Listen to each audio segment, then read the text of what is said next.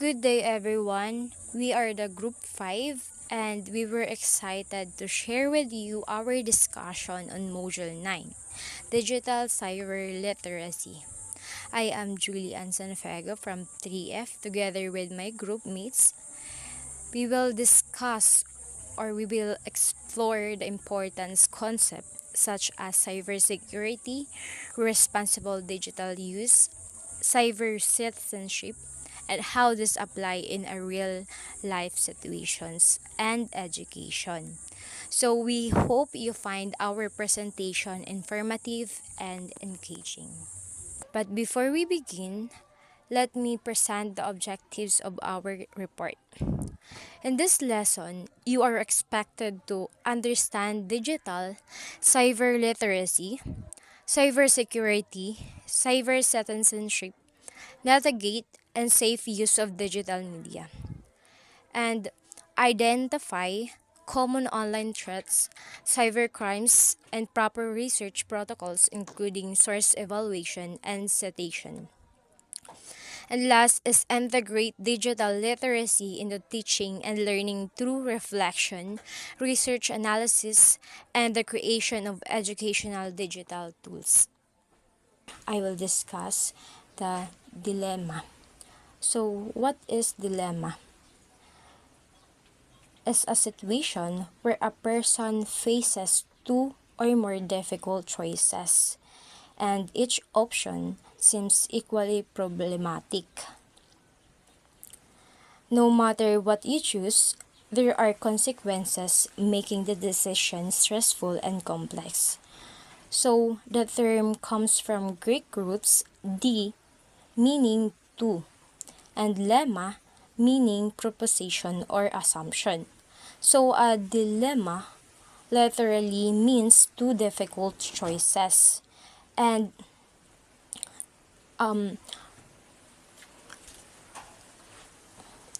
key features of dilemma is two or more choices that must be made, and all choices have negative consequences or are morally or emotionally challenging.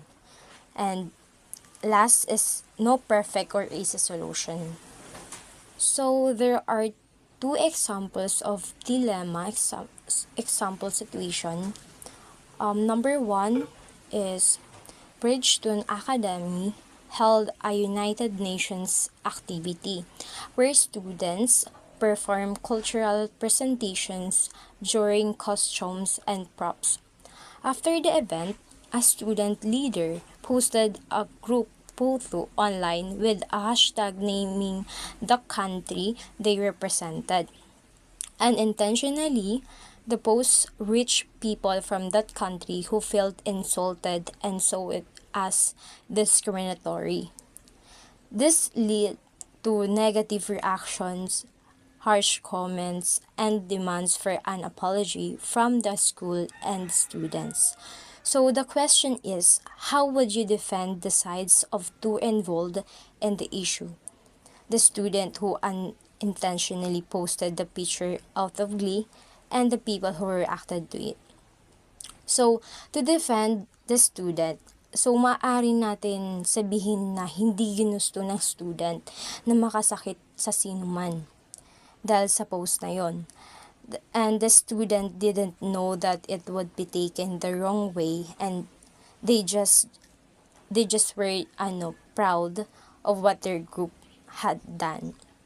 And it was an innocent mistake that came from the excitement, not from bad intentions. So, sa kabilang banda naman po, so maaari rin natin maintindihan ang nararamdaman ng taong nag-react sa post na to because they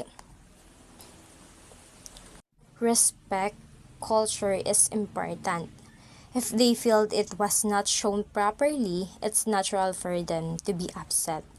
They just want others to respect the culture, especially online where many people can see the post, right? And this situation teaches us to always think carefully before posting online and to be more aware of how others may feel. especially when it involves culture. Another example of dilemma: after a swimming class, a student gave her classmate permission to record a video while she was changing clothes. However, the video accidentally captured her nude body. The classmate who took the video made mistakenly press the video share button on her phone, which sent the video to all her contacts. So this caused a scandal, upsetting this student and her family.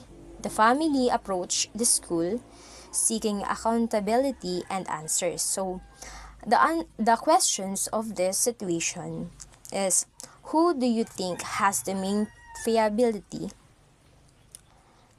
on this issue? The girl who allowed someone to take the video of her nude body, or the one who caused it widespread? Justify.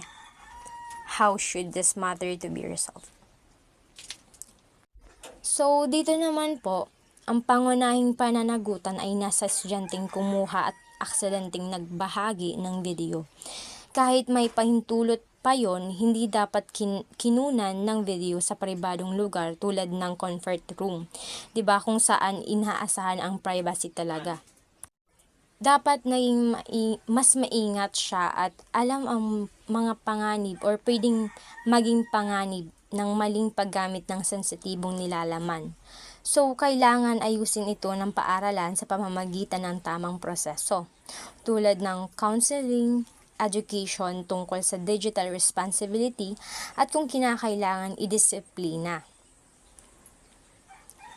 And most especially, support must be given to the affected student to help her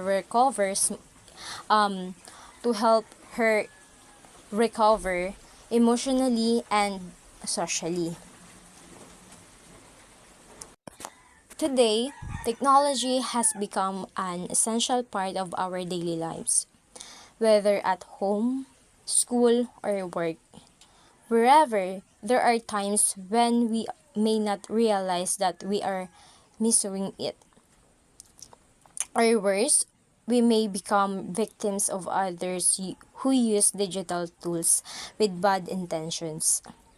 That is why digital or cyber literacy is important.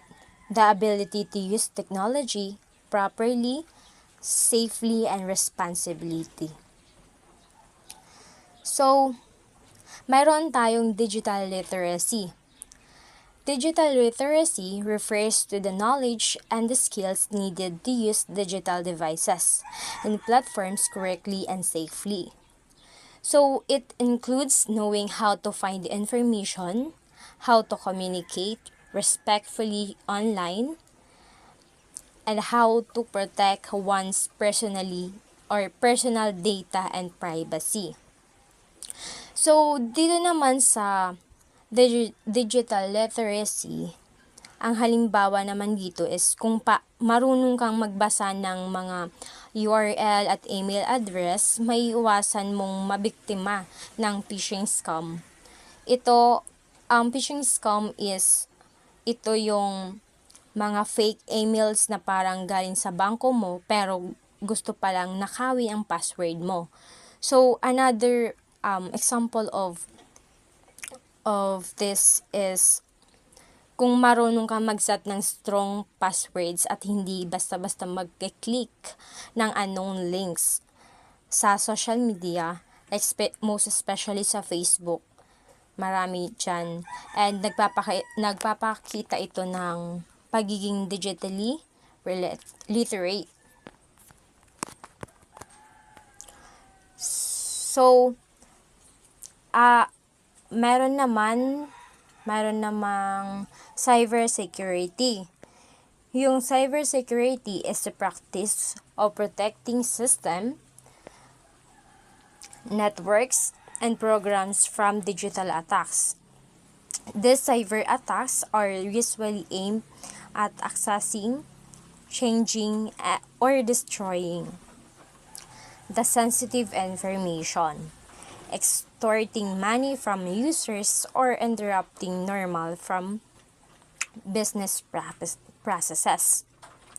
So, by implementing effective cybersecurity measures is challenging because there are more devices than people, and attackers are becoming more innovative. So, may ilan tayong tips on how we protect ourselves against from cyber threats. So, number one is monitor behavior on social networks. So, ang example nito is before posting a photo of your school ID or yung vacation plans mo, ask yourself, is this safe to share? Could someone use this against me? Because a hacker might use your potential or your personal post to guess your passwords or scam you. So, number two po is your keep devices safe. So, just like you lock your house po, you should protect your laptop or phone too. Like, install antivirus software, keep your apps updated, and turn on security settings to block harmful activity. At number three naman po is understand how best to use password. So, ito naman po is instead of using 1, 2, 3, 4, 5, 6 na password or your birthday, try to use up passphrase like I love to eat burger at 12, like that. This is easy to remember but hard to guess, diba? But better yet, use a password manager like KeePass to store different strong passwords for different accounts. So, number 4 naman po is handle unsafe content. So, if you get an email saying, click here to win a new iPhone, don't click it. Huwag nyo pong i-click kasi it's likely a scam. The same goes for a random pop-up ads or link from unknown people. Always report or delay suspicious messages. Lalo na po sa GCash na sabi po is nanalo ka po ng worth of 100k, click here. And then, wag nyo po yun i-click kasi scam po yun. And maaari po na gusto lang niya na kunin yung personal information nyo, especially yung password ng GCash, na dapat is sa'yo lang po talaga or ikaw lang yung nakakaalam. And lastly po is yung consider safety for the future. So, ang example po nito is don't share everything online. What you post today might affect you tomorrow. Like when applying for a job or college, use critical thinking before clicking posting or downloading anything online. Kumbaga po, yung mga plano mo, mga next move mo, wag nyo po i-share through online. A pleasant day to each and everyone. Before I proceed, I will introduce myself first. I'm Vibaris Michelle C. from BSE 3F. So, ang tatalakayin ko ngayong araw ay tungkol sa cyber citizenship, ways on how to be a good cyber citizens, and the importance of cyber citizenship. So, let's come now to cyber citizenship.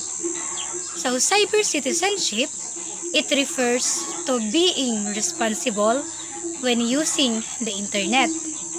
So, when we say naman citizenship, it is an old value that is now applied to a new medium, the internet.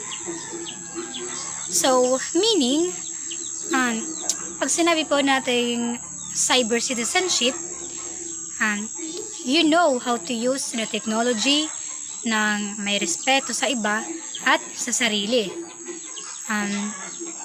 It include here po ang pag-iwas sa cyberbullying, so paggalang sa privacy ng iba, at paggamit ng tama sa impormasyon online. So sa madaling salita po, we need to be a good or responsible netizen.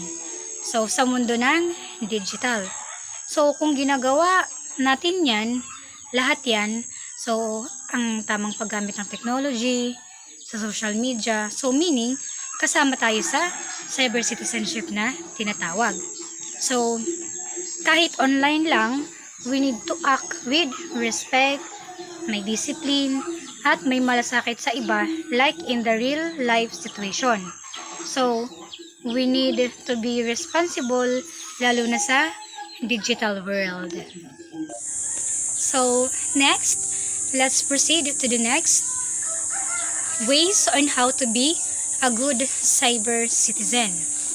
So, we have 10 enlisted ways of becoming a good cyber citizen that would guide everyone, especially us, in digital operations and information processing. And it would prevent anyone from further consequences, distractions, moral damages, and risks. So, meaning, ito po yung mga paraan para maging maayos at responsable tayo sa paggamit ng technology o sa social media platforms. So, una po, be careful and critical for whatever you post online that could be visible to the public even if on a private page through tagging by a friend.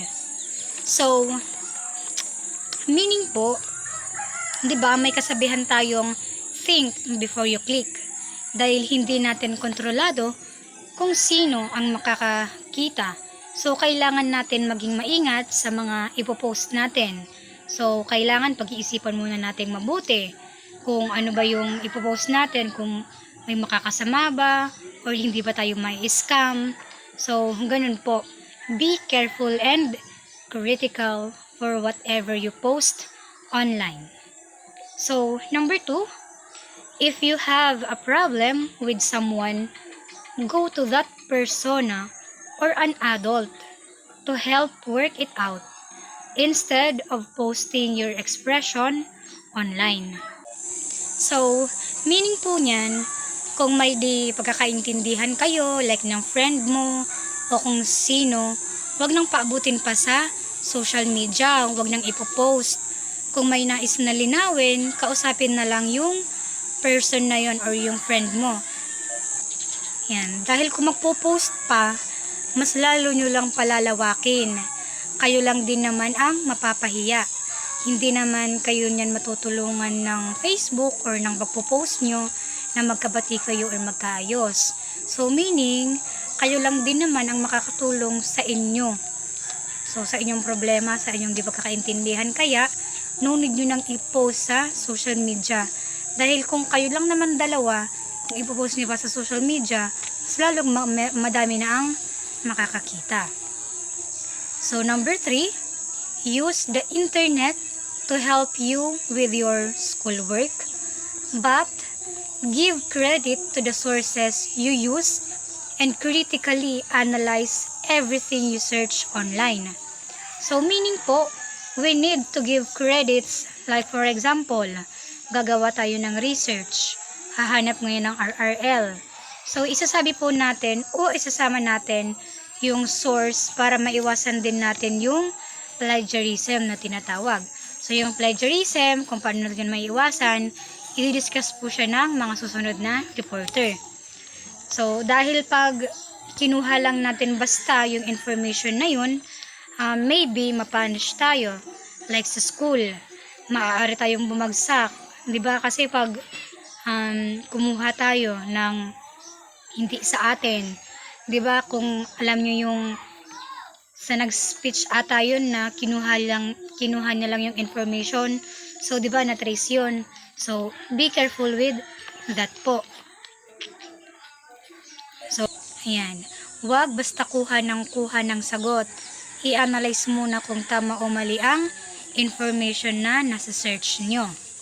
So, number 4, use the internet purposefully to learn more about anything you are interested in, to help you research relevant and needed data or information, and to stay connected with friends throughout the world. So, meaning po, gamitin po natin yung internet like sa academic purposes natin. Like kung may di tayo naiintindihan, so yun, magsa-search tayo like sa Google. So para maging clear sa atin, malinaw sa atin yung bagay na yun. So kaysa po mangloko tayo o mang-scam sa internet, gamitin na lang natin tong internet in a good way po, like sa academic purposes. Number 5, make sure you verify an information before you share it on, use it in a project, and check on accuracy and truth in the information you search in the web. So meaning po, bago mag-share ng information, make sure na legit. So like for example, may tumawag, tapos nagpakilala si Willie Revillame daw. Tapos bibigyan ka daw ng pera. Basta sendan mo muna daw siya ng pera din. Then, hinihingi na agad yung GCash account mo. So, i-verify mo muna kung legit, maging mabusisi, or kilatisin muna kung tama ba, kung kapanipaniwala ba, or mapagkakatiwalaan ba yung tumawag na yon. So, kung hindi naman natin kakilala, tapos sabay naghingi ng ganun, so, alam na natin yun na scam lang po yun. Kaya, i-verify na muna yung mga information na ibigay sa iba. So, number 6, give out certain information only. So, meaning, huwag ibibigay lahat ng mahahalagang information para di masaktan bandang huli o maloko. So, uso yan ngayon. So, pag hinihingi na ang personal account, yan, lalong di mo naman kilala, huwag ibigay, huwag magtiwala agad. So, certain information lang ang ibigay po. So, number 7, don't answer questions that make you uncomfortable. So, kung sa tingin mo o kutob mo na manloloko, lalo't di mo naman kilala o di mapagkakatiwalaan, huwag nang sagutin dahil very sure ako sa panahon ngayon, di ba? Na uso yung mga scammer, mga manloloko. So, ayun.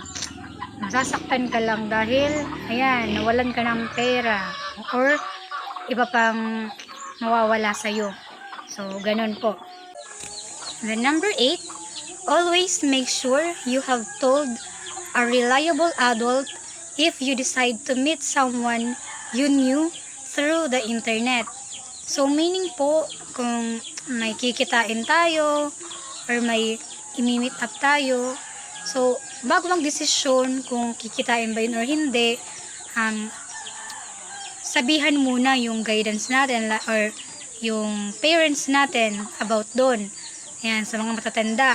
Para payuhan tayo na, ay, wag kang pumunta dyan, ganun. So, kasi matandas na sila, so sila yung marami ng experience. So, sila yung nakakaalam na, ay, wag kang sumama dyan kasi baka maskam ka lang. So, ganun. So, malawak na yung knowledge nila and reliable na, parang sila na yung talagang nakakaalam kung talagang mapagkakatiwalaan ba yung tao na yun. So, para maiwasan din natin yung maskam din. Number 9, always be aware of copyright laws and give to whom an article or a part of it is due. So, like what I've said sa number 3, so kapag gagamit tayo ng idea, text, pictures, o anumang ginamit natin na hindi natin sariling gawa, so kailangan maging maingat at maalam tayo in terms of copywriting. So, wag natin i-claim na sa ating gawa yun. So, So, para maiwasan natin yung makasuhan baga in terms of pagpa-plagiarize. So, number 10, use only the computers that you are allowed to use. Avoid hacking. So, meaning po, kapag walang permission ng may-ari na gamitin ang computer, wag nang gamitin. So, isaalang-alang natin ang privacy ng isang tao. So, ang hacking po ay illegal at maaaring mag-cause ng punishment. So, di ba, may karampatang punishment yan. So, kaya dapat, kung hindi naman sa'yo pinapagamit or pinapahiram, so wag nang gamitin. Wag nang pakialaman ang privacy ng ibang tao. So, let's proceed po to the third topic, which is the importance of cyber citizenship. So, ito po yung mga importance na dapat nating isaalang-alang or pahalagahan. So, meron po tayong 5. So, number 1, it keeps the internet free from hurtful statements. So, meaning po, kapag maingat tayo maging sa words natin, so mas positive at maayos ang online environment natin. So, yun po yung importance ng cyber citizenship. So, number 2, it creates a culture of more reliable information. So, kapag tama at totoo ang sinishare nating information, then maiiwasan po natin ang pag-spread ng fake news. So, with that po, we will create more reliable information. So, number 3, it gives provisions for people to be given credit for what they have created.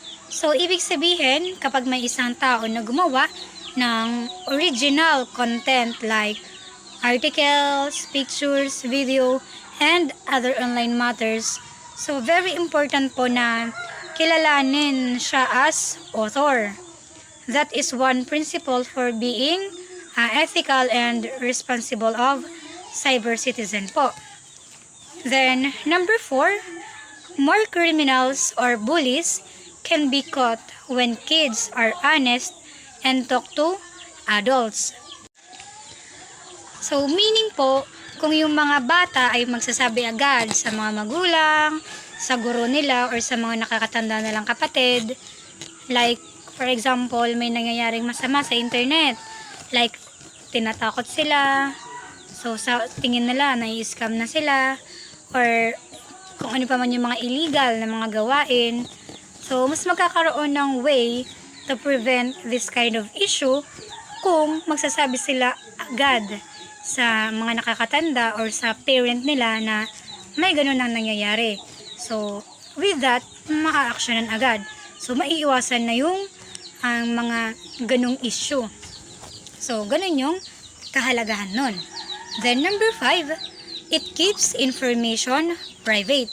So, ibig sabihin naman, kapag responsible tayo sa paggamit ng internet or we are responsible cyber citizenship, so, marunong tayong mag-ingat sa pag-share ng personal information natin at ginagamit natin ang technology in a right way. So, nakakatulong ito to protect ourselves. So, lalo na sa iba. So, maiiwasan natin to laban sa mga pang-abuso, mga scammer, sa mahilig mang-hack, o iba pang mga online threats. So, yun lang po yung part ng aking topic. So, thank you for listening. Good day everyone, good day sir. My name is Baby NB Razon from BSA 3F and my assigned topic is all about proper etiquette. Our online etiquette involves behaving online with courtesy, respect, and professionalism, similar to how you would behave in person. It encompasses a range of behaviors, including respecting privacy, avoiding spam, and using clear and respectful language. We have simple rules to ensure that you make wise choices when sending messages online. First, Respect others. Treat online interactions with the same courtesy you would use in face to face conversations. Avoid personal attacks, insults, or inflammatory language. Respect others. An important etiquette rule is respecting the privacy of others. Do not publicly identify or post private information about someone, especially as a form of punishment or revenge. Respect privacy. Don't share information about yourself or others without their consent. Respect privacy or people's privacy. Don't pass on another person's private information or photos unless you have their permission. Not only is this bad etiquette, but you may also be accused of cyberbullying or online harassment.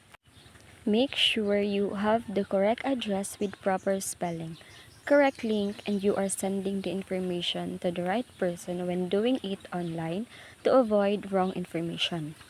You should also understand if there are any risks involved what you are about to post, whether you are posting on your personal account or on a professional account. It is important to understand if there are any risks. Check information before sending or posting any messages and avoid false statements and information on the web or forwarding junk mail or chain letters to family or friends. So before sending or posting any message online, it's crucial to verify its accuracy and ensure it's appropriate to share. This helps prevent the spread of misinformation and protects your reputation and relationships. It's always better to be safe than sorry.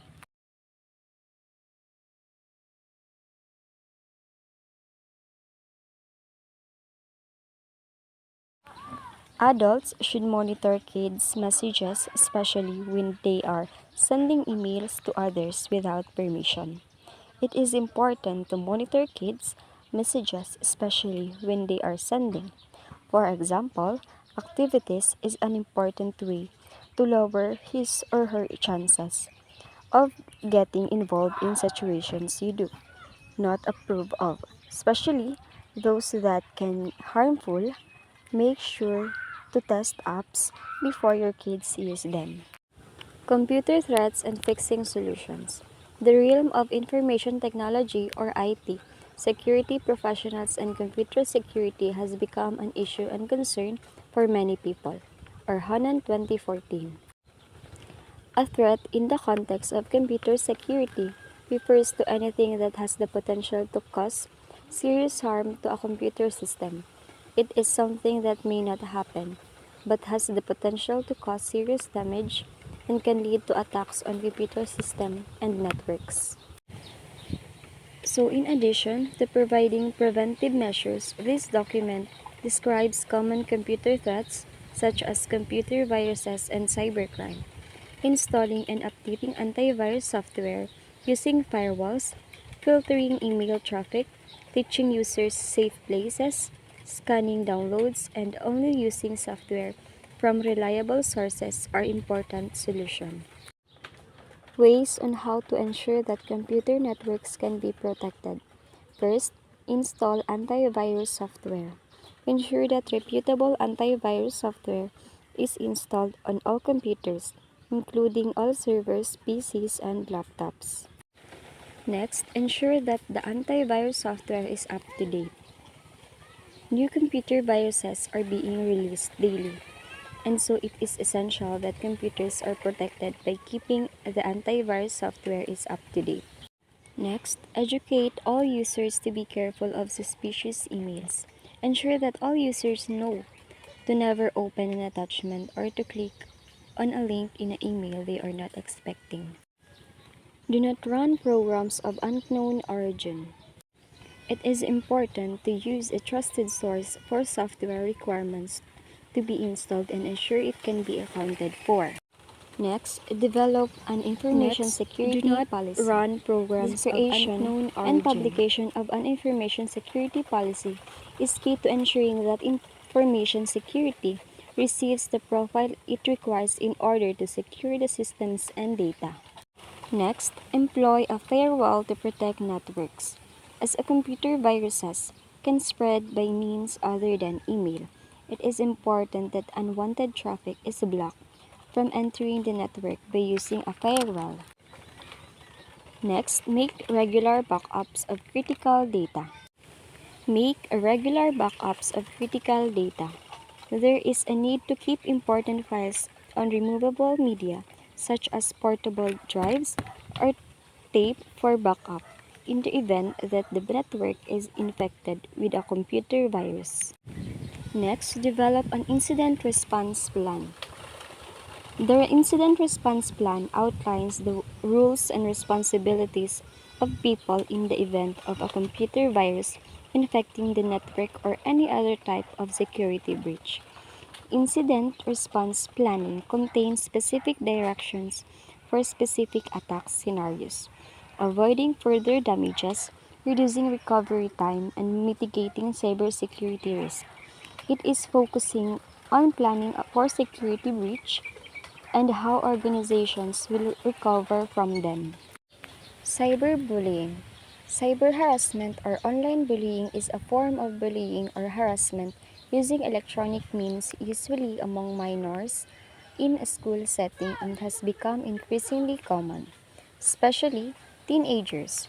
The National Crime Prevention Council defines it as a process of using the internet, cell phones, or other devices to send or post texts or images that intend to hurt or embarrass another person. Cyberbullying is a type of bullying or harassment that occurs online and frequently targets children in educational environments. It is when someone who is unable to defend themselves is repeatedly the target of aggressive, deliberate acts or behaviors, such as sending hurtful messages, spreading rumors online, or impersonating someone. The National Crime Prevention Council has the use of technology to post or send offensive material with the intention of causing harm or embarrassment. To avoid cyberbullying, protect your personal information online using strong passwords and privacy settings. Ignore and don't engage with bullies, and report them to the platform or authorities. Be responsible in sharing information and treat others respectfully online. That's all for my part po. Thank you. Good morning everyone. I am Margie P. Pardines. So my assigned topic is all about the cyberbullying types, implication of bullying in schools, and the last one is cybercrime. The two types of cyberbullying, the first is internet trolling is a common form of bullying over the internet in an online community to elicit a reaction, disruption, or intentionally provoke and offend others. So, internet trolling is involved using the internet to provoke reaction, cause disruption, or intentionally offend others within an online community. So the goal is to elicit a response often negative from the target. For example, someone repeatedly posts inflammatory or offensive comments on a forum or social media platforms, aiming to upset other users and start arguments. The second is cyberstalking is another form of bullying or harassment that uses electronic communication to stalk a victim in the post a credible cheat to harass him or her. So, cyberstalking is a more serious form of cyberbullying involving the use of electronic communication to stalk a victim and create a credible cheat of harassment. It goes beyond simple online harassment and involves a pattern of behavior designed to intimidate and control the victim. For example, a person uses social media to track the victim's movements, posts threatening message, or shares private information online to cause distress and fear. Both internet trolling and cyberstalking have serious consequences for victims, causing significant emotional distress and potentially impacting their mental health and well-being. So, it's important to remember that these are not victimless crimes and that help is available for those affected by cyberbullying. cyberbullying. Implication of bullying in schools. Schools should initiate various anti-bullying programs and campaigns to protect students from being threatened or victimized by such offense. Through anti-bullying programs, teacher training on successful intervention techniques, and students empower initiatives that offer constructive alternatives to bullying behavior. Schools must take proactive measures to combat bullying. Anti-bullying programs po is should proactively create and implement various programs and campaigns designed to protect students from bullying. So this called include awareness campaigns, educational resources, and clear reporting mechanism. So sa trained teachers po is need specific training on handling bullying cases effectively.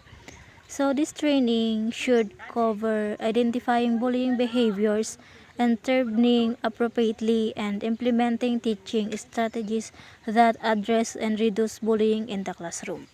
Sa students empowerment activities naman po is should organize activities to empower students including those who bully. So the goal is to redirect their attention and energy toward positive and constructive engagement. So this might include extracurricular activities, mentorship programs, or counseling service. So in this essence, the text advocates for a multi-pronged approach to address bullying prevention through education and awareness. So intervention through teacher training and clear protocols, and redirection of negative behaviors through positive engagements opportunities. What is cybercrime? So cybercrime is any criminal activity using computers or the internet. Tools like phishing, viruses, spyware, ransomware, and social engineering are used to break the law. So on the other hand, cybercrime is a crime where the computer is either the objective of the crime, hacking, phishing, spamming, or a tool used to commit an offense, child pornography, hate crimes. So, cyber criminals may use computer technology to access personal and confidential information or the internet for exploitative or malicious purposes.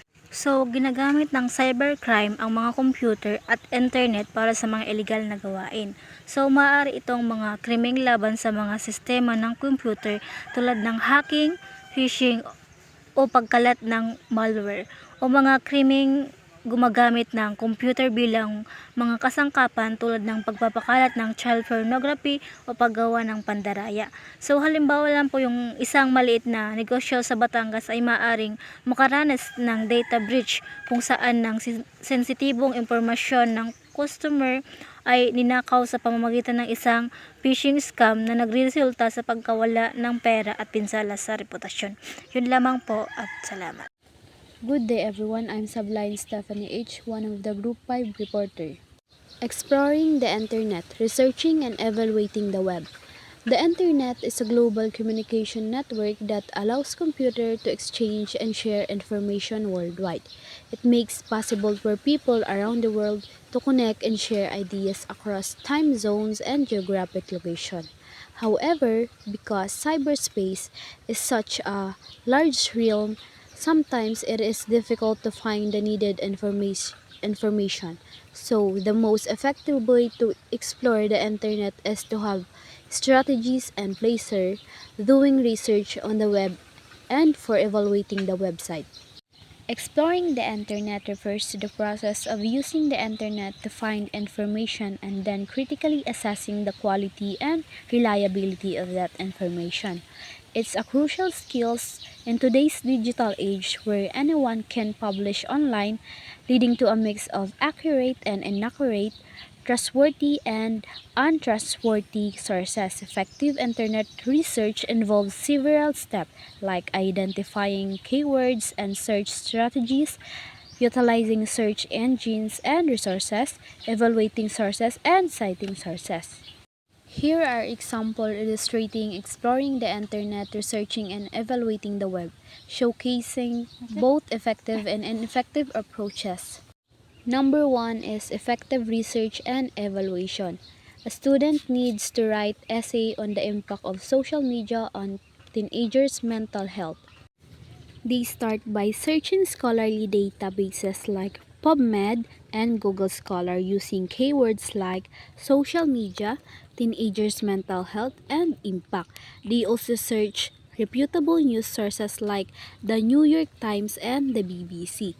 They critically examine each source, checking the author's credentials, publication date, methodology, if applicable, and potential biases. They compare findings across multiple sources to identify consistent trends and conflicting viewpoints. They prioritize peer-reviewed studies and reports from established organizations. They notice that some websites promote a specific viewpoint without providing strong evidence. They disregard those sources. The student synthesizes information from several credible sources, integrating supporting evidence in their essay. They acknowledge any limitation or controversies surrounding the research. They properly cite all sources. The number two example is an effective research and evaluation. The same student uses a different approach. They use only Google and focus on the first few results, prioritizing those with catchy headlines or emotionally charged language. They primarily rely on social media posts and blog articles.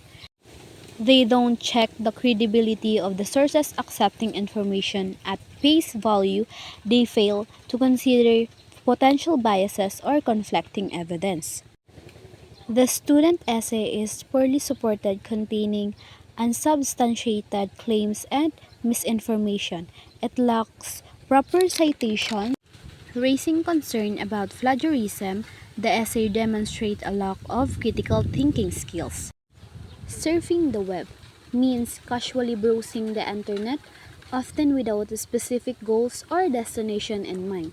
It implies a relaxed and exploratory approach to navigating website, clicking on links that pique interest and generally exploring the vast array of online content available. It's contrasted with more focused activities like researching a specific topic or completing a task online. The number one example of surfing the web is relaxed exploration. When we say relaxed exploration, it is a person opens their browser, start with their favorite news site, then click on a link to an interesting article about a historical event. That article links to a Wikipedia page, which leads them to several related articles page, and before they know it, they spend an hour learning about ancient Rome. This was no pre-planned destination. The journey was the point. Number two example is idle curiosity. Means someone is waiting for an appointment and decide to kill time by browsing cut videos on YouTube. They click one video, then another, then follow links to related videos and channels, eventually stumbling upon a fascinating documentary about feline behavior. Number three example is accidental discovery. Accidental discovery means a student is researching a term paper on the effect of climate change. While researching for academic articles, they click on a link that leads them to a blog post discussing a new renewable energy technology. While not directly related to their initial research, the blog post sparked their interest and they spend some time exploring related websites. The following are the three key factors in surfing the web. Number one is most surfing sessions start with the user-targeted keywords about the subject into a search engine. Number two, good strategies for searching the web include writing research questions, extracting keywords from the question and typing them into our search engines, using synonyms if the keywords do not bring up desired result, keeping track of keywords and synonym used, and recording the result of search. Number three, always be cautious about the information shared online and visiting website. Assessing credibility. Different websites accessible on the web can make the job of researchers very challenging. Carefully evaluate the information searched online, consider the credibility or trustworthiness and reliability of the content before taking it. There are two types of website, the informational and commercial. Informational websites usually strive to offer credible content to users, while commercial websites present inaccurate information in order to see something. Here are several examples illustrating how to assess the credibility of different sources. Number 1, news article. An online news article claiming a new study proves a common food additive causes cancer. Number 2, website. A website selling a weight loss supplement that promises rapid result with minimal effort. Number 3, social media post. A Facebook post claiming a particular political candidate is corrupt, including a photo as proof. And that's all from my report. Thank you. Good day everyone, my name is Mary Ellen Kibral and my assigned topic is about recognition of information sources and data privacy implementation. So first, let's talk about recognition of information sources. It is done by applying proper referencing and citation procedure that would get rid of risks, consequences, and legal application because of the copyright issues. And similar to the information in print sources, the use of online source must be given credit to the authors. So, when you use information that come from the books, website, or any other sources, you must give proper credit to the original authors. It is done by referencing and citing when you get the information. So, it helps to avoid legal problem related to the copyrights, prevent plagiarism, which is using someone else's work without giving credits, and show respect for the original creators of the content. It is maintain the credibility and honesty in your own work. So, when you're using the printed materials like books or online sources like website, but both both must be properly cited to recognize the author and avoid any ethical or legal issues. Next, in the second slide, data privacy implication. It's involved uploading of pictures, design, graphics, concept or ideas, frameworks, artworks, data, and other information that are copyright without the consent of the author of the source. They are commonly observed in school. Most of this content is protected by copyright law, which means you can't legally use or share it unless you get the author's consent. Doing so without permission can lead to legal and ethical issues. The issue is commonly seen in school, where student or teacher might upload or share such material online, e.g. an project or presentation, without citing the source or asking for approval. In short, it's reminded that respecting ownership of digital content is important to avoid violating someone else's right. Other slides show the following are practical techniques in responding to data privacy issues. Number 1, when getting data, put proper citation and sources acknowledgement. Example, e.g. source, National Statistic Office, 2019. It shows respect for the source and avoid plagiarism or misuse. And the second one is when using needed features downloaded from the internet, put acknowledgement. Example, e.g. photo credits to posts and 2019. It is acknowledged just the creator of the image and help prevent copyright violation. Always always give proper credits when using data, images or any other's content that is not yours. This show ethical use of information and protect you from legal or academic issues. And that's all. Thank you. I'm the next reporter. I'm Avila Princess M. 3 from 3F. The continuation about the data privacy implication practical techniques. 1. When getting data, put proper citation. This ensures that the original author or source of the information is credited. It avoids plagiarism and upholds academic honesty. When using needed picture downloaded from the internet, put acknowledgement. Images are often protected by copyright. Acknowledging the source respects the creator's rights and gives proper credit. Number 3. If data are copyright, ask for author consent and wait for his/her respond. Using copyright materials without permission can be illegal. Always seek and wait for the approval before use to stay ethical and lawful. Number 4. However, if data and information are for public domain, acknowledge citing the author or source will do. Public domain content can be used fairly, but it is still respectful and academically proper to credit original creator. Number 5. If author doesn't want anyone to utilize his/her data file or article, learn the value of respect. Respecting is the wish of content creator, even if the content is accessible, is part of ethical research and responsible digital behavior.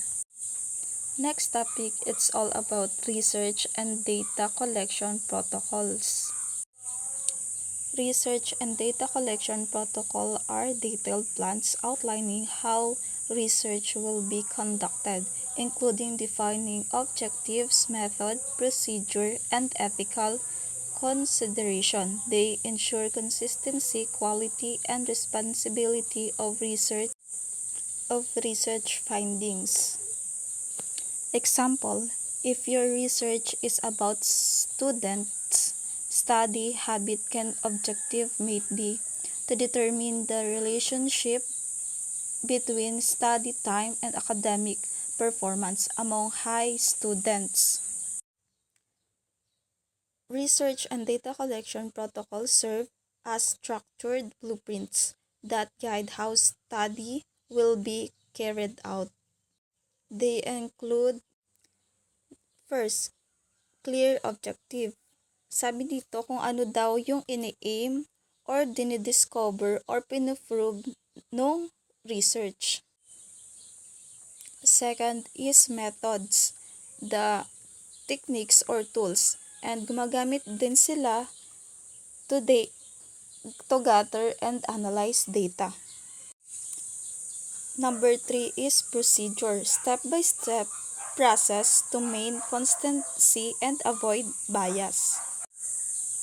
4. Ethical consideration, ensuring participants' right, confidentiality, and consent. These protocols are crucial because they ensure that research is systematic, credible, and repeatable, making the result trustworthy and useful for further study or application. Good day everyone, my name is Reggie and Cabral, BSc 3F. My assigned topic is about checklist of credibility criteria. The first step in evaluating the credibility of website is to review several important aspects of the site. First is the author. Check the credential of the author, the company, or the expert, and determine the qualification to provide information. So, the author identify who wrote the content, check the author qualification, expertise, or the organization behind the website to ensure they are knowledgeable about the topic. So, second is the date. Look for copyright information at the bottom of the website's homepage. So, find when the content was published or last update. Recent information is often more accurate, especially for fast-changing topics like a website on COVID-19 updated in 2025 is more reliable than one from 2019. The third is purpose. Analyze the goals of the website to determine if it an informational or an advertisement site. So, understand why the website exists: to inform, entertain, sell products, or persuade. Informational websites tend to be more reliable for research. Example, a non-profit site providing facts about climate change versus a company trying to sell air purifiers. Fourth is contact. Most credible websites list down contact information such as telephone number, email address, or mailing address so that the user may get in touch if they have questions. So,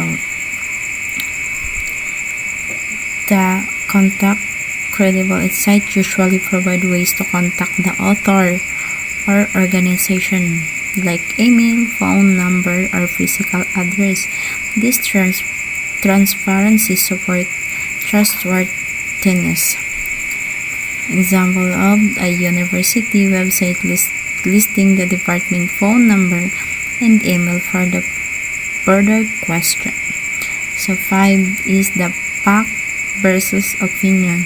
When doing research for a school paper, go to sites that present factual information provided by experts rather than opinions. So the reliable resources focus on presenting facts supported by the evidence rather than personal opinion or beside statements, like a government health site explaining symptoms with data versus a personal blog sharing feeling about the illnesses.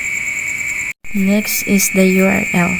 The URL may look like ending in educative for education, gov.tt for government, org.tt for organization, and com.tt for commercial site, or net.tt for network site. So the domain specs can indicate the type of organization managing the site and its likely reliability. This is the common credible URLs. One way of determining the credibility of the website is through the URL. Although a website URLs give clues as the credibility, there is still a need to evaluate it carefully. One is when encountering a URL, look at the letter that appeared after the dot, tt, i.e. www.whitehouse.gov, and that is called top-level domain. Thus, the URL's top-level domain helps in determining site credibility. So, the letters that come after the last dot in a website URL, for example, www.whitehouse.gov, http://www.whitehouse.gov are called the top-level domain, or TLD. This part of URL give clues about the types of organization that own the website. Knowing that TLD helps you judge how credible the site might be, but should still check the content carefully. Next is website ending in .gov or government related website, which generally can be trusted to provide credible statistical information article on many different topics and government now. Website ending with .gov are official government site. They are usually trustworthy because they provide accurate statistical data, official articles, and updates on many public topics directly from government sources. Next is website ending in edu are the website for educational institutions such as colleges and universities that usually offer a variety of credible data, especially about the school operation and research. So, website ending in edu belong to colleges, universities, or other educational institutions. The sites generally provide reliable data, research, and information about the school and its academic work. However, sometimes students may create pages on this site that may not be carefully accurate or could have bias, so it's important to review the content carefully. Or website ending in org are the website of organization. While many organizations, especially non-profit ones, provide credible information, they may sometimes have advertising intent. So, domain ending with org usually belong to non-profit organization or advocacy groupings. While many provide useful or credible information, some may have advertising or promotional purpose. Also, some organizations might present biased views, so it's important to evaluate the sites critically. Citation. Each entry in bibliography it's called a citation. Proper citation must be applied or included for every source used, whether is a website, a newspaper, or a book. Online sources are cited differently because they are different from traditional print sources. They are different formats used to cite of the source. So, the Transparency International TT 2014 Corruption Perception Index 2014 results retrieval from http://www transparency-organization-2014 result on July 17, 2019. So, makikita po natin dito na the author or source is the Transparency International in the year 2014. Article title Corruption Perception Index 2014 result.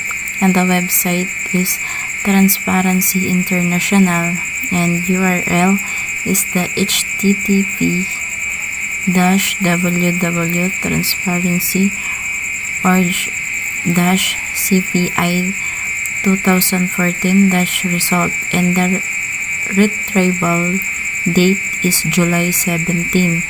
So, a citation is a formal reference to a published or unpublished source that you consulted and used in work.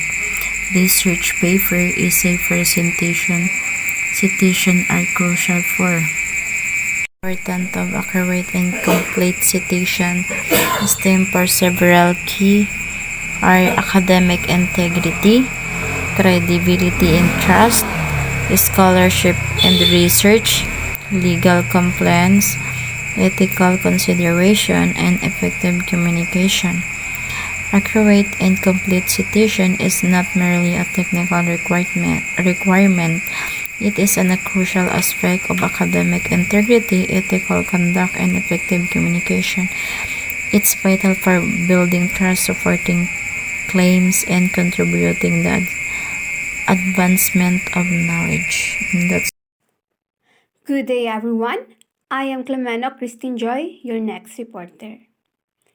This time, we will discuss the tips to avoid plagiarism. But first, what is plagiarism? Plagiarism is the practice of taking someone else's work or ideas and passing them off as one's own. In short, ito po yung mga information na nakukuha natin through online. Like sa Google, nagsisearch po tayo ng mga information na needed natin. And kinukuha natin to sa different sources without the permission of the owner. So, ano nga ba yung mga tips to avoid plagiarism? First, read and understand the original documents several times before start explaining about it. Bago natin kuhanin yung information, basahin at unawain muna natin yung details kung ito ba ay tama. Second, do not copy any word or sentence from the original document. Huwag niyo pong ika-copy-paste yung mga information na nakukuha natin sa different sources. For the third is give proper citation to all sources like book, journal, website, video, at marami pang iba. Next, in case of citing online sources, include the retrieval date and appropriate URL in the reference. Next is the common phrases and definition need to be quote and cite without any modification.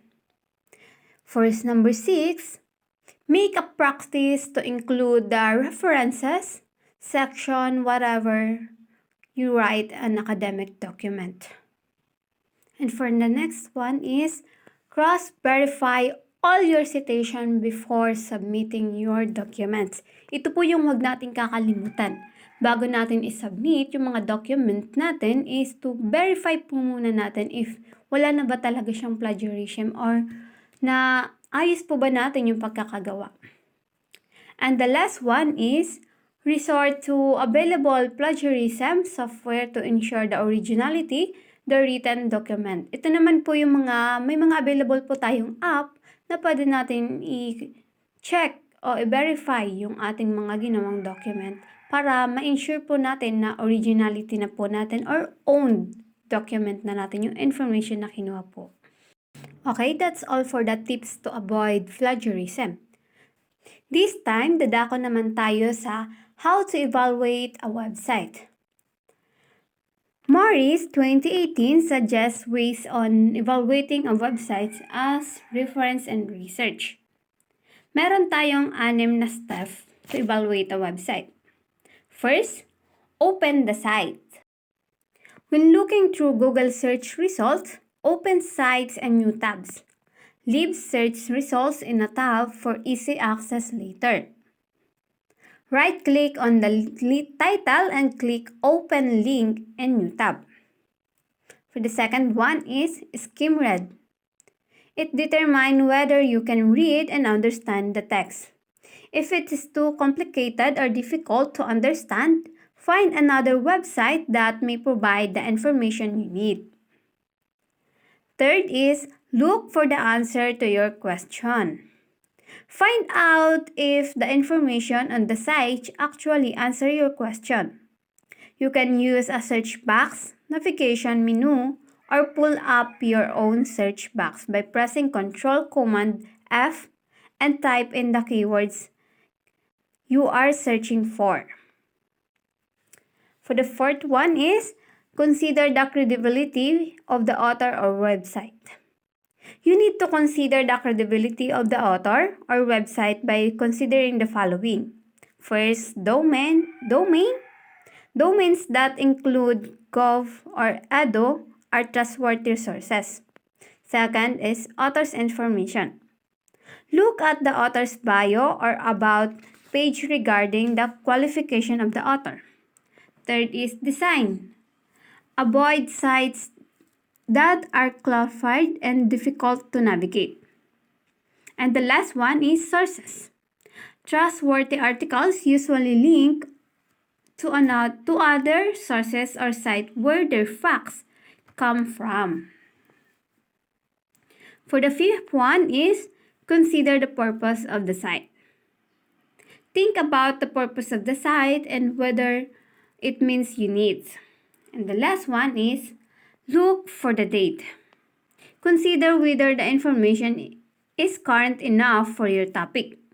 You can look for the date when the article was written or last updated. Sometimes URLs also include dates. Okay? That's the evaluate the website. And now, what is integrating digital or cyber literacy into the curriculum? The following are suggested activities to integrate digital literacy, higher order thinking, and construction of meaning in the classroom. First, interactive whiteboard. Use an interactive whiteboard to design and deliver lessons. Use Promethean and Smart's notebook with teacher-created lessons if you are not yet capable of designing your own. Second, allow students to maintain web page like maintain blogs, web pages related to their learning. For the third one is engage in email video chat exchanges with students. Utilize storytelling media to allow students to create and publish stories.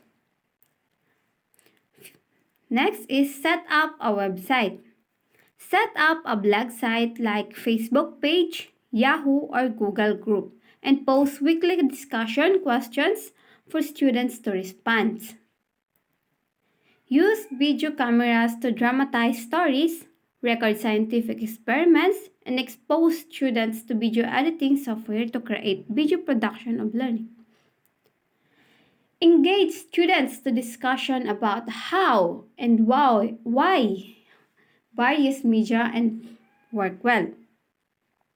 To showcase learning and why others do not. Thinking critically about the medium used to present a message is as important as the message itself. The next one is e-portfolio. Require students to e-portfolio that would compile their outputs, project, messages, and photo documentation of group activities and investigation online. And the last one is allow students to use digital tools, such as mobile phones, iPad, and netbooks for Google search, dictionary apps, YouTube, and marami pang iba. In class to complement their learning, especially during group works and concept reportings. And what is the impact of integrating digital literacy in the classroom and teachers, families, and friends? It motivates students in their learnings due to their enjoyment and ease of use with various technological mediums. It reaches students of various learning style and multiple intelligence. It allows students to create and design their own unique product reflective of their personalities and learning needs and style. It encourages students to manipulate media in constructing their own meaning. Also, it enables students to share their learnings with teachers, families, and friends. And the last, it gives students the chance to explore technological media that inevitably increase the job skills needed in the workforce. Okay, that's all for my part. Again, I am Christine G. Clemeno, and thank you for your listening. And again, the next lesson topic is about ecoliteracy. So, what is ecoliteracy? Ecoliteracy is the understanding of how nature's living system work and applying that knowledge to create sustainable human communities. So in short, it's a deep understanding of how nature's work and how we depend on and affect it. So that's why ecoliteracy is crucial for every individual and developing solutions for environmental issues so we can remain responsible. So this is on our learning objectives. 1. Explain ecoliteracy in developing a sustainable environment. 2. Discuss the 7 environmental principles of nature. 3. Describe a green school. 4. Articulate how ecoliteracy can be integrated in the curriculum, practiced in the school, and demonstrated in the classroom. 5. Draw relevant life lessons and significant values from a personal experience on initiating or participating in an environmental activity. 6. Analyze a research abstract on ecoliteracy and its application to teaching, learning processes. And the last one, make a community service action plan on environmental care and protection. Next, ecoliteracy sustainable development. So, ecoliteracy considers ecological system and awareness of how society operates within natural aspects as an educational imperative. So, the basic principle of ecoliteracy are good starting points to explore fundamentals lesson that can be learned from natures for the reform of society. So, that's according to Wild 2017. So, educational imperative as far crucial than simply knowing about nature's interconnectedness with all living things. So, as an individual, it's vital to understanding and deepen our awareness of natural system within the various parts of the ecosystem. And for societal reforms, change lies in how we organize our ways of life. So this means as a future teachers, instructions has a significant mission in sharing information about the natures with students, helping them understanding the interconnectedness of all things and each individual's responsibility in caring for society. So next, according to David Orr in 1992, posited that by failing to include ecological perspective in education, students are taught that ecology is unimportant. Yes, because understanding ecology is not just about knowing facts. It's about developing an attitude that recognizes the interconnectedness of all life and foster that capacity to live respectfully. So, if this is not taught, student, students might grow up without the necessary understanding and skill to make informed and responsible decision about the environment. And according Orn in Capra in 1990, coined the idea of ecological literacy as creating a new emphasis on the needs for education to integrate understanding of the interdependence between natural processes and human ways of life. Means that it's not enough to just teach facts about nature. It's also crucial for students to understand how each affects the other. Nature on human and human on nature. So the goal is for them to develop a deeper appreciation for the environment and make decisions that are responsible and respectful on the ecosystem. So therefore, ecoliteracy is ability to understand the organization of natural systems and the processes that maintain the healthy functioning of living systems and sustain life on Earth. And for sustainability is a qualitative and quantitative condition that demonstrate the human capacity to survive over time. So it is qualitative is a way that we want well-being, although it is difficult to measure. But it is also quantitative is that natural capital and ecological carrying capacity can be measured with footprinting tools. So that's all my part of report. Thank you. Let us now discuss about the ecologically literate person and society. But first, I would like to introduce myself. I am Francine S. Morales.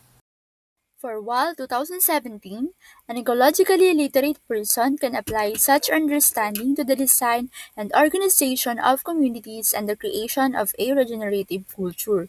So, according to him, ang isang ecologically literate person is someone na who understands the principles of ecology and is able to apply this knowledge to live in ways that are environmentally responsible and sustainable. An ecologically literate person also understands the essence of both independence and interconnectedness.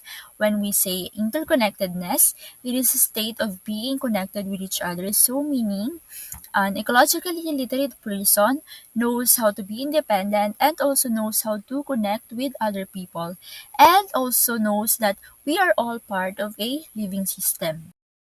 Next, translates this understanding into actions that demonstrate conscious efforts to minimize negative impacts on our life-sustaining systems and maximize value contribution to our collective well-being now and for future generations. So this explains that an ecologically literate person is someone who contributes sa pag-minimize ng mga negative impacts and as well as nagma-maximize ng mga useful contribution hindi lang para sa ngayon, kundi para na rin sa mga future generations.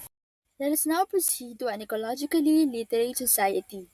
So, an ecologically literate society would be a sustainable society, which does not destroy the natural environment on which they depend. So, sino nga ba yung mga hindi maituturing na ecologically literate society? Yung mga nagmumina, nagpuputol ng mga kahoy, or nagkakandak ng deforestation, mga nagtatapon ng basura kahit saan, and yung mga mangingista na gumagawa ng mga destructive fishing practices like paggamit ng dinamita, cyanide fishing na nagreresulta sa pagkasira ng mga coral reefs at pagkapinsala ng mga marine life. To continue, ecological literacy is a powerful concept as it creates a foundation for an integrated approach to environmental problems. So, ang ecological literacy ay isa raw powerful concept. Bakit? Dahil natutulungan tayo nito na makikita kung ano nga ba ang connection between environmental, social, and economic issues, which allows us for more comprehensive and sustainable solutions to environmental problems. Let's proceed to the ways to develop eco-literacy in schools. Number one, develop empathy for all forms of life. So, it is very important na we have the ability to emotionally understand what other people feel and also the way they see things from their point of view.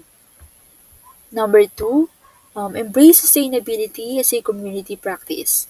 When we say sustainability, it is the ability to use resources in a wise and conservative way. And as well as tinitignan mo yung mga resources as a long-term priorities. Number three, make the invisible visible. So, ang ibig sabihin nito is, it is the context of eco-literacy na nagre-refer sa pagtulong sa ibang tao or sa ibang mga student na ma-recognize at maintindihan nila kung ano yung mga unseen systems, processes, and consequences na under sa ecological and environmental issues. Number four, anticipate unintended consequences. So, in school, one of the ways to develop eco-literacy is to expect unintended consequences. And number five, understand how nature sustains life.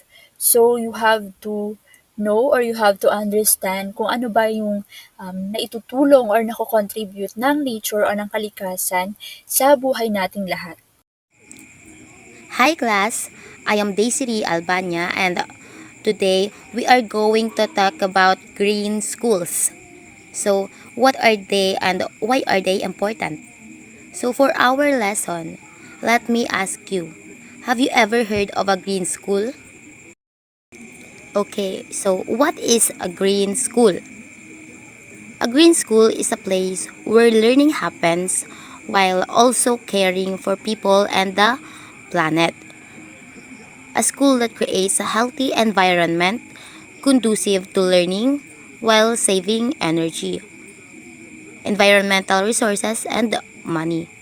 So, a green school is a school that creates a healthy environment. So, ito yung magaan sa pakiramdam, presko ang hangin, at ligtas para sa lahat, which helps students learn better. At the same time, it also saves energy, protects natural resources, and even reduces school expenses. So, if we put it simply, a green school, first, it reduces environmental impacts and cost, meaning to say, we can less sa kuryente, also sa tubig, less din sa basura, kaya, of course, makakatipid tayo at mas eco-friendly. Second one, it improves health and performance. So dahil nga malinis, of course, students and teachers get sick less and can focus more on learning. Lastly, it increases environmental and sustainability literacy. Ibig sabihin, students are taught to understand and care for the environment as part of their everyday lessons. So, it's not just about building a nice school. It's about creating a space that supports learning and cares for the planet. Alright, so now that we know what a green school is, let's talk about naman its characteristics. So ano nga ba ang mga katangian ng isang green school? So first, it protects health. Green schools provide clean air, safe materials, and good lighting. So kaya mas ligtas at mas malusog ang mga students and teachers. Second, it increases students' performance. So based sa studies show na students in green schools perform better. Mas mataas ang mga nakukuha nilang test scores and mas focus mag-aral. Third, it saves energy and money. So dahil nga energy efficient ang facilities, mas mababa ang bayarin sa kuryente at tubig. So more savings for the school. It also reduces carbon emissions. So by using less energy, green schools also help fight climate change. So, kaya naman, mas less pollution and more protection for the earth, right? Fifth, it reduces water usage.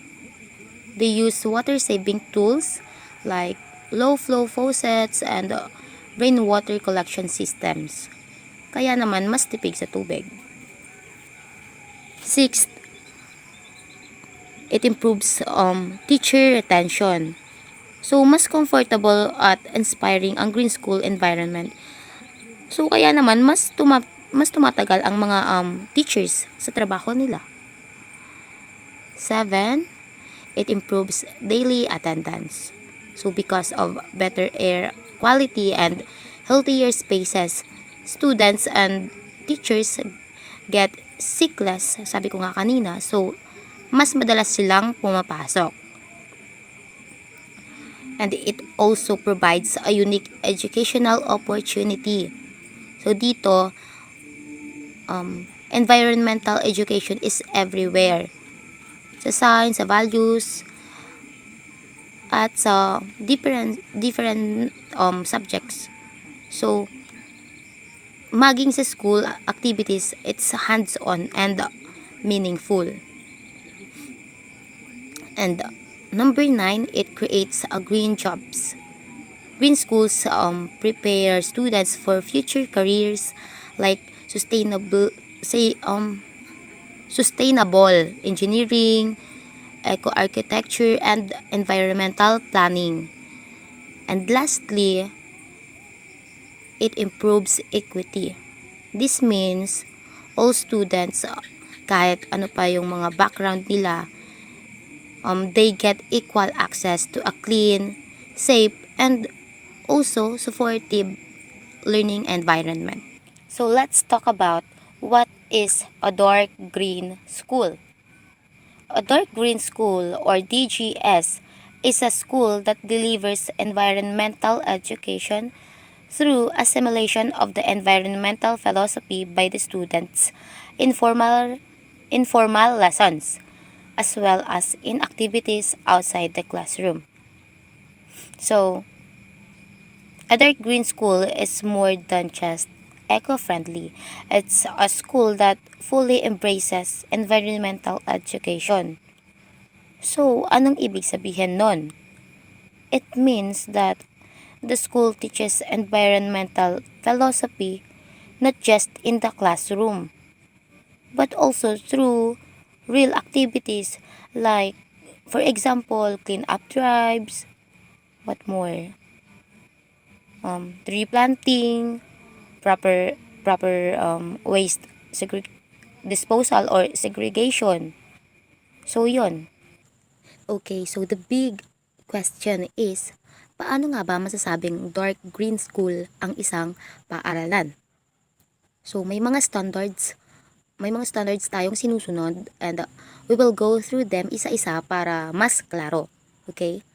So first, be clean and neat as evidence of a good management and housekeeping. So, unang-una, dapat malinis at maayos ang school, ang isang paaralan. So, hindi lang ito yung literal na walang kalat. So, ibig sabihin din nito, dapat maayos ang management.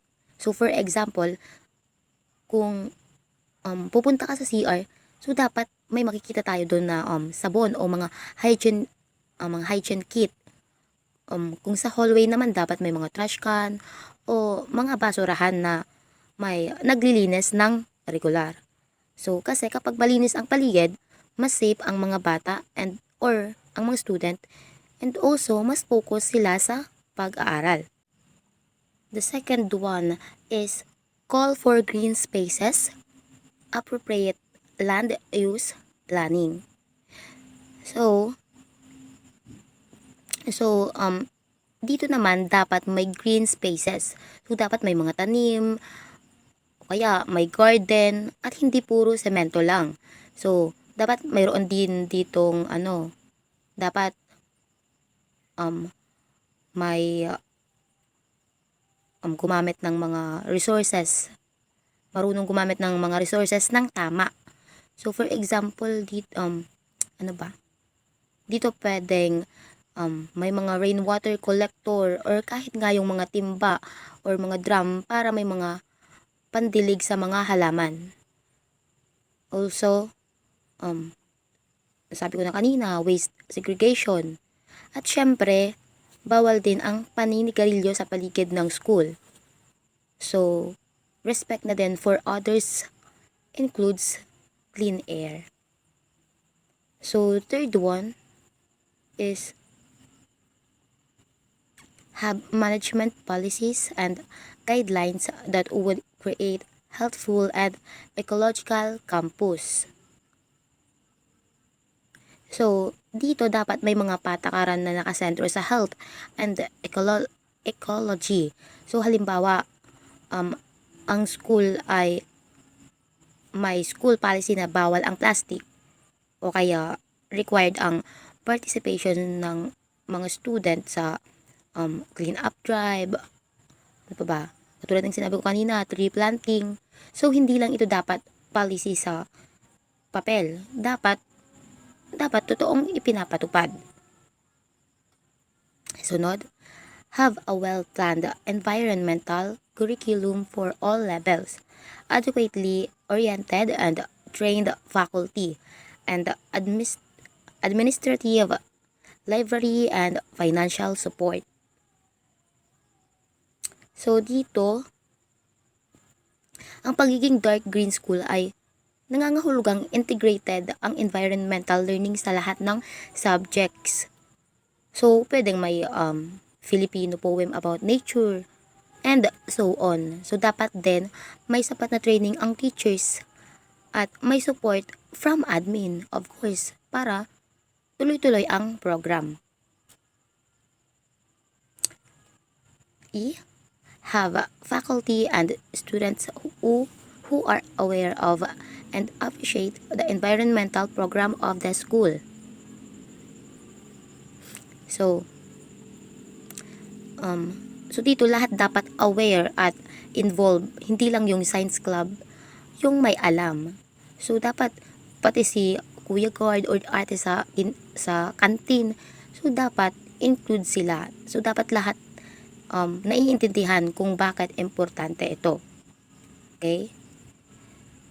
Next, reach out to an outside community to spread concern for Mother Earth and facilitate programs that improve the environment. So, here naman, so ang tunay na green school ay hindi lamang nangyayari sa mismong loob ng paaralan. So, dapat tumutulong rin ang school sa barangay, like clean up or nagsasagawa ng environmental seminar para sa mga magulang o mga kabarangay na nasasakupan. So, hindi lang to pang school. Hindi lang to pang school, dapat pang community din. And lastly, engage in research that adds knowledge in the ways of nature and the impact of human activities. So, here naman, ang isang DGS ay dapat nag-i-engage din sa research. So, these projects adds knowledge and inspire solutions. Environmental care is not just about planting trees, which is true naman. It's also about understanding systems. So, kung iisipin natin, ang pagiging dark green school ay hindi basta-basta. Isa itong malalim na commitment to teach and to lead by example pagdating sa pangangalaga sa kalikasan. So, good day everyone. I am Mary Grace Salazar, and today I will be discussing a topic that is not only relevant but also necessary in our time, which is the green schools and education for sustainable development. So, in this discussion, we will explore how schools can go beyond traditional teaching and becomes an agent of change for our environment. So, let's start. So, the first slide is all about the green school. Green school is visualized as a school that is guided by the principles of environmental sustainability. So, it is a school that is guided by principles of environmental sustainability in every aspect of its operations. So, it also focuses on efficient use of resources, promotes environmentally responsible behavior, and also it encourages the entire school community like students, teachers, staff, and even parents to adopt sustainable practices. So, what's make this model special is its whole school approach. Every activity from classroom learning to daily routines, it is an opportunity to teach the sustainability of the green school. So, green school are built with the use of collaborations. So, they teach us to work continuously to improve the physical, emotional, and environmental well-being of the learners and of our community. So, in short po, a green school is a living laboratory, is like a living laboratory po that sustains and help the citizen to be responsible. So, next is a green school promotes an environmental sustainability and instills environmental awareness through eco-friendly practices and responsible resource use. So first, a green school ensures that the student are in a safe, healthy, and a supportive environment. So this also includes clean surrounding, access to proper hygiene, and health services. For example, safe drinking water, and of course, a zero tolerance policy against drugs and abuse.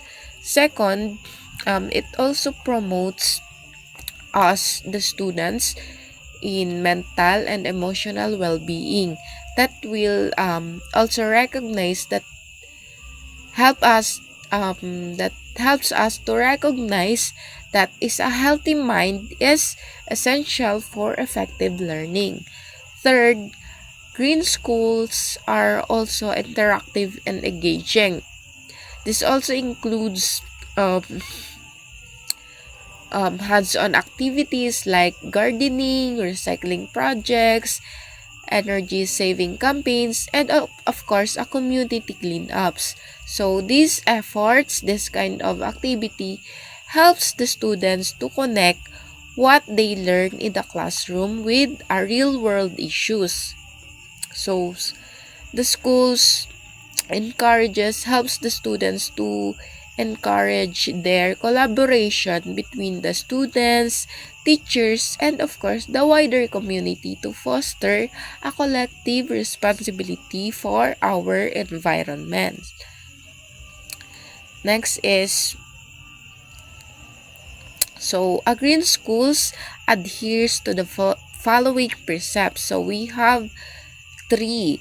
First is the learning about the environment. Second is the learning through the environment. And the third is learning for the environment.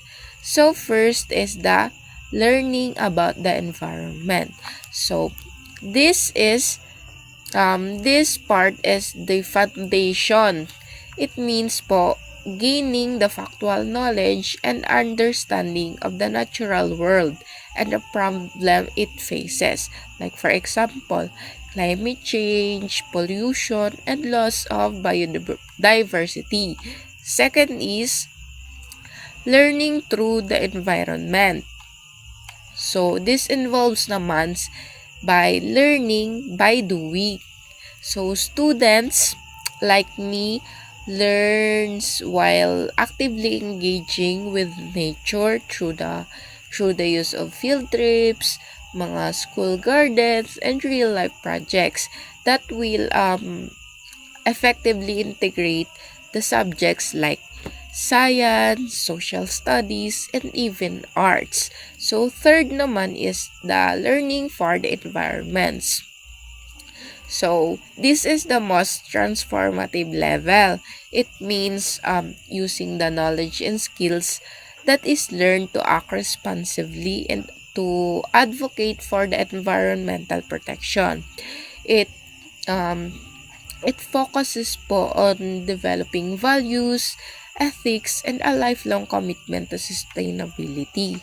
So these three levels po ensures the students that education is not just about memorizing facts, but also about forming attitudes and behaviors that can lead to real change. So, next slide po is about understanding green curriculum. So, for a curriculum to be green, it must include the following aspects. So, we have 5 aspects. So, first is environment. Environment is encompassing, multidisciplinary, and dynamic. So,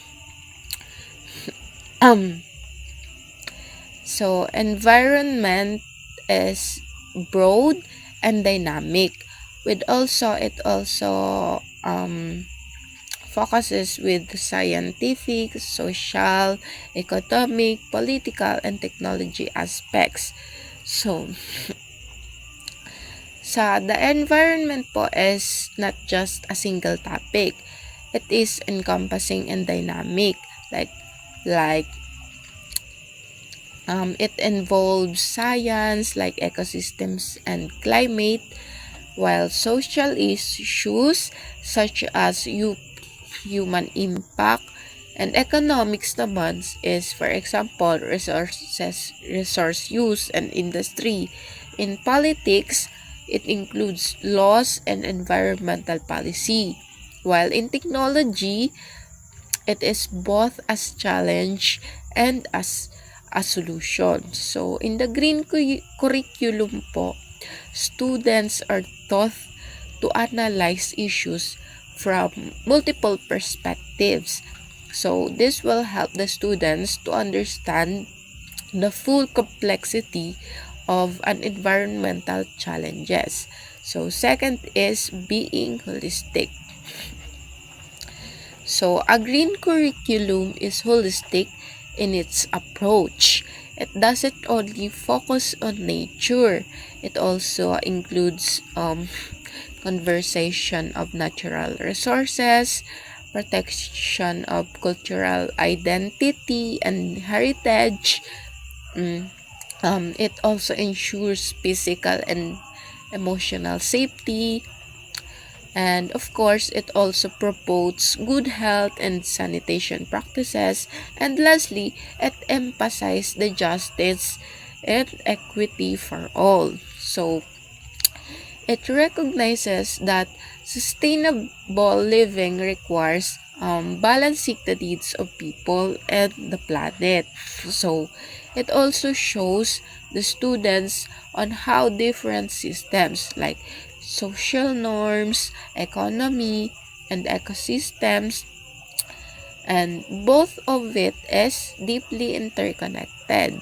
So, third is it holistically addresses sustainability concerns such as protection and conservation of natural resources, environment, culture, heritage, safety, and security, physical and emotional assurance.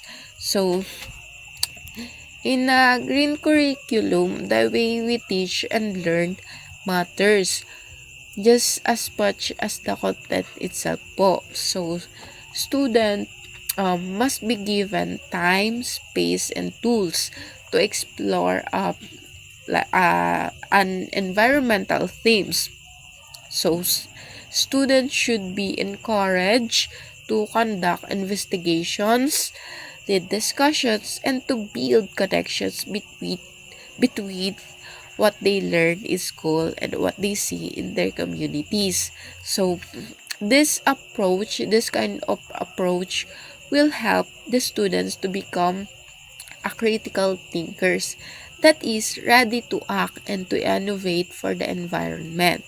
So, fourth is this requires a teaching learning approach where students are provided time and space to explore different facets of environment and to interconnect them. So, in creating a green curriculum, it is not a job for teachers alone. So, it must be a collaborative process. So, it should involve the teachers and the students in working together. So, teachers must guide the exploration, but students should also contribute their ideas, concerns, and solutions. So, this kind of shared responsibility will empowers the learners to take an ownership of their education. So, it will make it more meaningful and impactful for the students. So, the result in learning community where sustainability is lived, not just studied. So, lastly, is the number 5. A green curriculum is a mutual concern of teachers and students. So, a green curriculum becomes effective when both teachers and students are deeply about their are interconnected. So it's not enough excuse me. It's not enough for the teachers to assign activities if the students don't see the value of it. So it's not enough for the students to care if teachers also aren't supportive.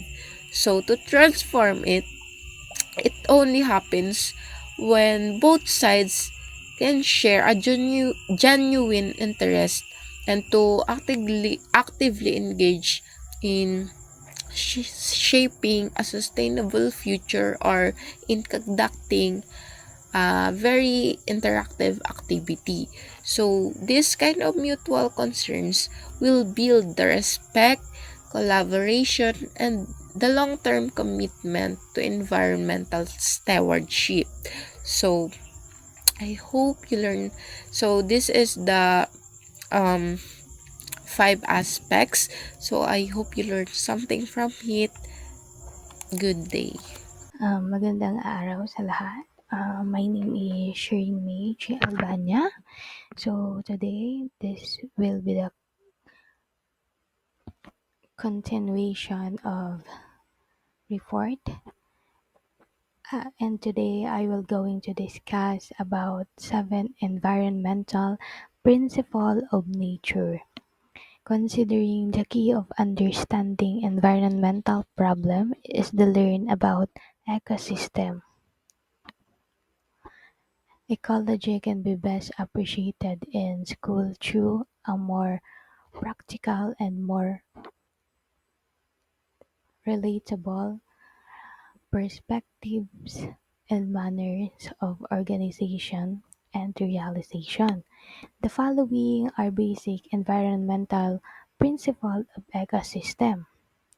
So, number one, nature known best. People need to understand nature and have abide by the rules of imposes and essence. One must not go against the natural processes if he or she would like to ensure a continuous and steady supply of resources. So we should follow nature rules. When we disrupt natural processes, it can be learned to problem like pollution or resource depletion. Number two, all forms of life are important. Each organism played a fundamental roles in nature. Therefore, all living things must be considered as invaluable instrument in maintaining balance in the ecosystem. So every living thing has a roles in ecosystem. Even small or unnoticed creature help keep nature balanced. Number three, everything is connected to everything else.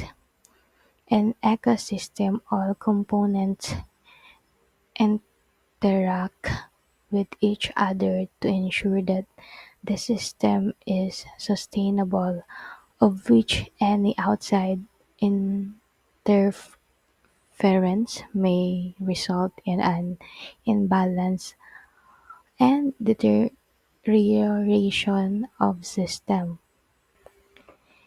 So in nature, all things like if one part is harmed, other will be affected too. So for example po nito, 'di ba 'pag nagtatapon tayo ng basura sa ilog, puwedeng maapektuhan yung isda, but hindi lang yung isda yung mas maaapektuhan, puwede rin maapektuhan yung mangingisda dahil kung yung isda ay namatay dahil sa pagtatapon ng basura, wala silang makukuhang isda, wala silang maibebenta. So, gano'n pa. So, number 4, everything change. People must rethink their relationship when the environment through relevant technologies from positive change. Change is natural. Humans should be use technology wisely to help nature instead to harming it.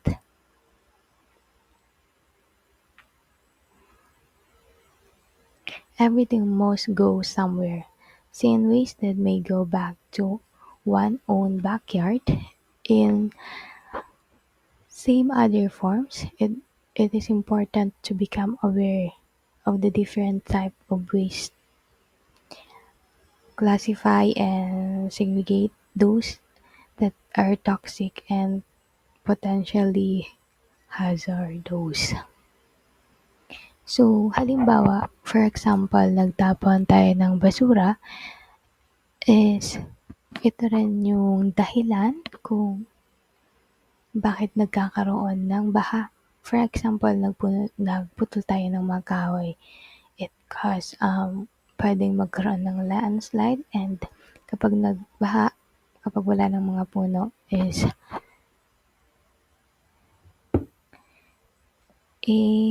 magkakaroon nga ng baha. Yun po. Number 6, ours is define earth. Awareness of the earth line led resources learned to a conscious effort to change one attitude and initiative to recycle them. Ang likas na yaman tulad ng tubig, langis at kagubatan ay hindi walang hanggan. Kapag naubos ito, wala na tayong magagamit kaya dapat matutong magtipid gumamit ng mga alternatibo at mga recycle. Number 7, nature is beautiful and when as the words of God's create. Being the most intelligent and being gifted with the reason, humans are capable to controlling and taking care of the creation to their own advantage. So, tayong tao ay may kakayahang mag-isip at gumawa ng tamang desisyon bilang nilalang ng Diyos. So, responsibilidad natin na pangalagaan ang kalikasan para sa ating sarili at para sa susunod na henerasyon. So, toward a green school and education for sustainable development. School play a great role in the development of SOSDEMES, but also environmental ethics and care for nature among students. The school environment, therefore, should be encourage, support, and nurture student capacities on green environmental as a integrated in the curriculum and instruction. This will allow them to connect with their surrounding and attend to their health and safety needs while motivating them to learn and imbibed and sense of belongingness and sensitive toward the school, society, and even this planet. Environmental issue and concern can be effectively addressed when all effort of staff and students are graded toward adopting environmentally sustainable principles at all levels, from planning and decision making up to their exertion in the school founding as a part of the daily routine, such as a creating green school. So school don't judge teacher academic, they also help students build value values and care for nature. A school should provide a clean and healthy environment and teaching students how to protect the earth. So environmental education should be a part of daily school life, from lesson and to activities. This helps students to feel connected to the nature and understanding the rules and protecting this. Green School, the concept of background. The concept of Green School was introduced said in Europe in the 1990s, while the Rio Earth Summit of 1992 took cognizance of the need to take action in every area in which human impact on the environment. The World Summit of Sustainable Development in Johannesburg in 2002 catalyzed the effort to bring about a shift of education about the environment to educating the sustainability. This shift referred the international climate of thinking about sustainable development that means the needs of the present without promising future generations to meet their own needs.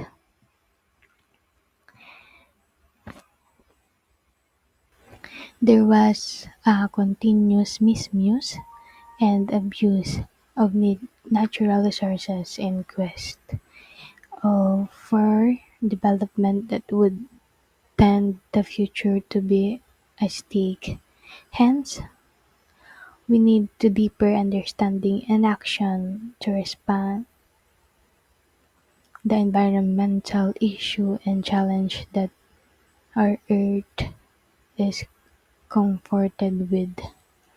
Recognizing education is a critical means to achieve sustainability. The United Nations launched the Decade of Education of Sustainable Development in 2005, interrogate principle, value, and practice of sustainable development into all aspects of education and learn in order to encourage behavior that will create a more sustainable future in terms of environmental intelligence, integrity, economic vi- economics viability, and just a society for present and future generation. A key objective of the UNDES is to foster better quality teaching and learning for ESD. This call of this call reorientation of thinking and practice for of formal education, including teaching, learning approaches, and assessment. So the Green School ideas began in Europe in 1990s. So the Rio Earth Systematic, the word sonnet of sustainable development, the word learning talk about changing education from simple things about the environment to teaching from sustainability. This means teaching students how to live ways that don't harm the planet and help future generations. So, understanding how ecosystem work help us to solve environmental problems. School play big roles in teaching young people to protect the environment by following environmental principles and adapting sustainable practice. We can help create a healthier planet from ourselves and future generation. So that's all for my report. Thank you. Mapagpalang araw sa lahat. Ako si Aliman Kerwin na mula sa 3F. Ako ang iyong tagapag-ulat sa araw na ito. Ang aking paksang tatalakayin ay patungkol sa ecological living practices. When we say ecological living practices, it is about protecting and preserving the environment of planet Earth through recognizing the uniqueness of its various ecosystem and species. Also, ecological living practices. It is sustainable ecological living is based on a different sets of principles to assess the impact of our choices of actions. We need criteria from studying the basic fact of life as follows. Capra 2003. Mother cycles continually through the web of life. Most of the energy drives the ecological cycles flow from the sun. Diversity assures resilience.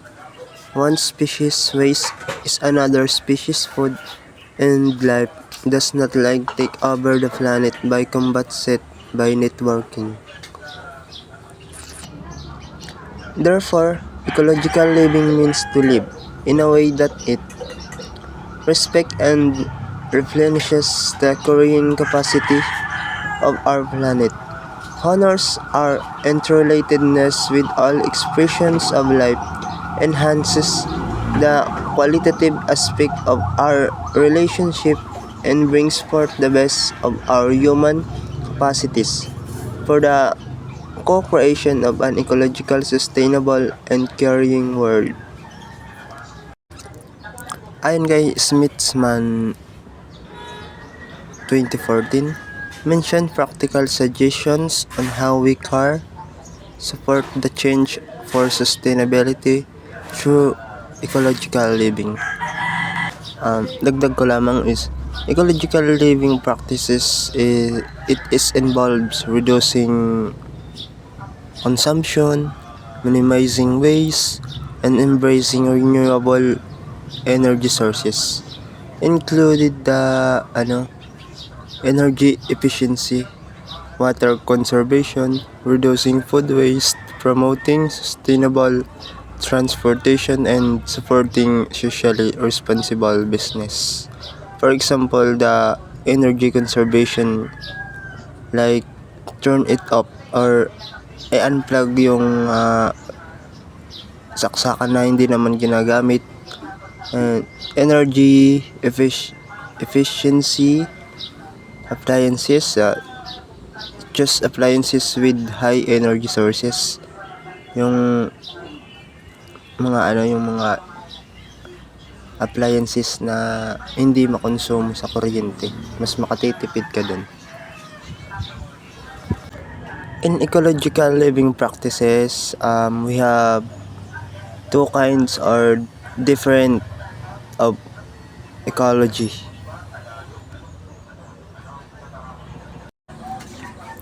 Unahin na muna natin yung inner ecology.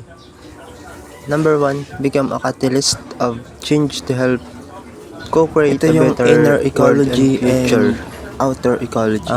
Unahin na muna natin yung inner ecology. Substance that accelerate of facilitate and chemical reaction without being consumed in the process.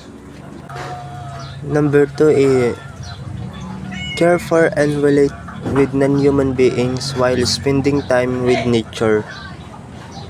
Pahalagan mo daw yung mga nasa paligid, maging gawa man ito ng tao o hindi. Dahil ito ay mga mahalagang bagay na ating mapapakinabangan.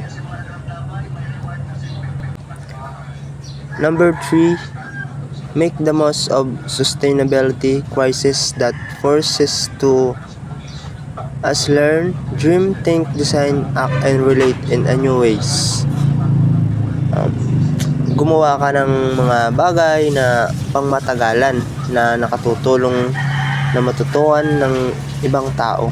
Like sign, activities na tungkol sa mga pagtanim na maaari pang gamitin ng mga susunod na henerasyon. Parang ma-adapt ba? Ganun. Number 4, join the rest around the world in becoming agents of sustainability.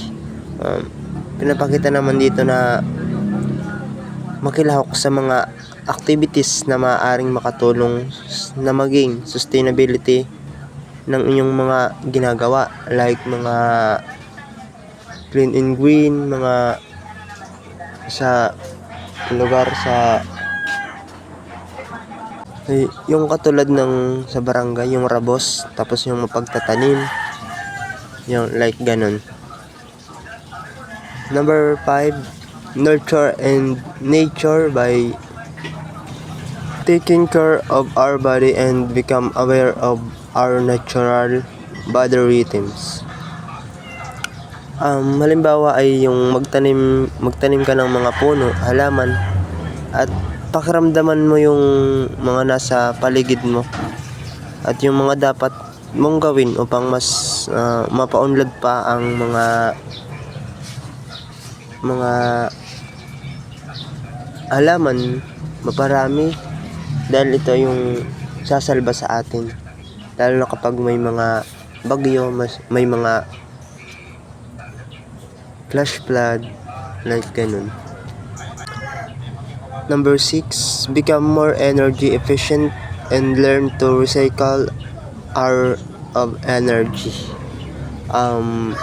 Pinapahiwatig naman dito na maging masinop at maging tipid sa pagkonsumo ng mga energy. For example is yung pag-unplug na nga ng mga circuit kung di naman ginagamit. Yun. Number 7, learn to compose our own waste and no need to dump this into others. Example na lang nito yung mga balat ng prutas, katulad ng saging at iba pang mga pwedeng makomposting na maging pataba o fertilizer sa mga halaman o sa mga garden, pwede yun sa likod ng bahay. Number 8, become aware of rights, needs, and well-being of future generations and explore how we can support this is our actions. Alamin mo yung mga yung mga tamang gawin at i-encourage yung mga kabataan na suportahan at palawakin ang mga magagandang gawain sa paligid, kalinisan, kaayusan at pagpapahalaga sa mga environment, dahil ito rin yung sabi ko nga sasalba sa mga tao, sa init, sa climate change, sa hangin, mga ganun. Ito yung 8 dapat tandaan sa inner ecology. Ang sunod naman natin ay ang outer ecology. When we say outer ecology, can refer to the broad, more encompassing aspect of ecology, focusing on the relationship between organism and their environment at a larger scale, such as ecosystem, biomes, and the global level. Like for example, the broad scope Author ecology examines or examine the interconnectedness of organisms with their physical environment at a larger scale, including interactions between species, ecosystem, and global climate change. Ito yung 12 na nakapaloob sa outer ecology. Number 1, educate ourselves about the resources that we are, family and organization utilize to fulfill and sustain our needs. It is focused on identifying both human and non-human resources, understanding their characteristics, and exploring how they can be used effectively to meet need. Number 2, reduce, reuse, repurpose, and recycles.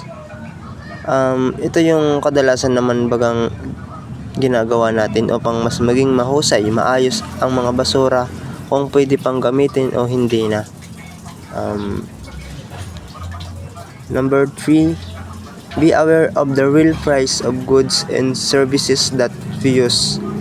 Cheap products often have hidden costs, the cost of child labor, animal cruelty, or degradation of ecosystem. Kung baga maging mapagmasid ka sa paligid, lalo na kung bibili ka sa palengke. Unang-una tinitingnan natin yung presyo at kilo. Maging aware sa lahat dahil kahit isang peso ay mahalaga sa atin dahil ito'y mahirap hanapin at pinagpapaguran. Number 4, find out any child labor practices or natural resources that we sacrifice in the process of producing product and services. Some children are forced to work without equipment to protect them from exposure to toxic chemical and dust. Hindi nila iniisip kung ano ang mga pwedeng mangyari sa kanila.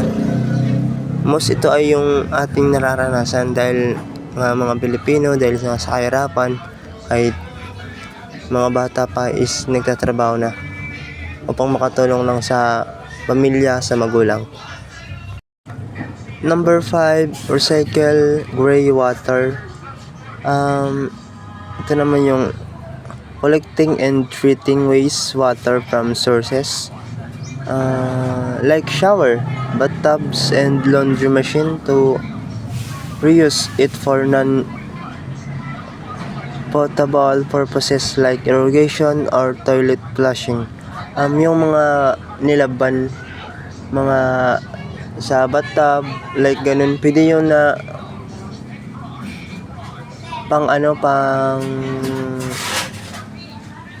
pwedeng ilinis sa mga toilet, like flush yung tumae ka, pwede mo yung gamitin para mas makatipid ka sa tubig, like ganun. Number 6, collect and use rainwater. Pwede tong pandilig ng halaman, buhos sa toilet at iba pa, like pwedeng washing mo sa motor, sa mga panghugas sa mga dingding, like ganun. Number 7, create an organic vegetable garden. Dito rin is makakatipid ka sa pang-araw-araw. Ito yung mga mostly ginagawa ko. For example, pag may free time, tatanim ako ng mga talong, sitaw, kamatis, okra, sili, ampalaya, pipino. Ito yung mga tanim ko sa bahay. Share ko lang. Number 8, compose organic waste and use the compost in the garden. Katulad rin ng ginagawa ko yung mga balat ng prutas na pwedeng maging fertilizer. Yung mga bulok na prutas, pwede yun. Kasi mas masustansya yun sa mga maging pataba sa mga halaman mo. Kumbaga walang chemical. yung natural lang na pagpalaki ng mga halaman. Number 9, create a garden with a balance of endemic or indigenous plants to support local wildlife, animals, insects, trees, and plants. For example is yung kangkong, diba? Kahit saan pwede mabuhay. Mostly ito yung lagi kong pinapakain sa alaga naming baboy ramo, mga wildlife. Kaya need natin ng mga ganitong klaseng mga tanim upang mas makatipid na rin. Ganun. Number 10, create a roof garden, green roof as a natural air conditioning.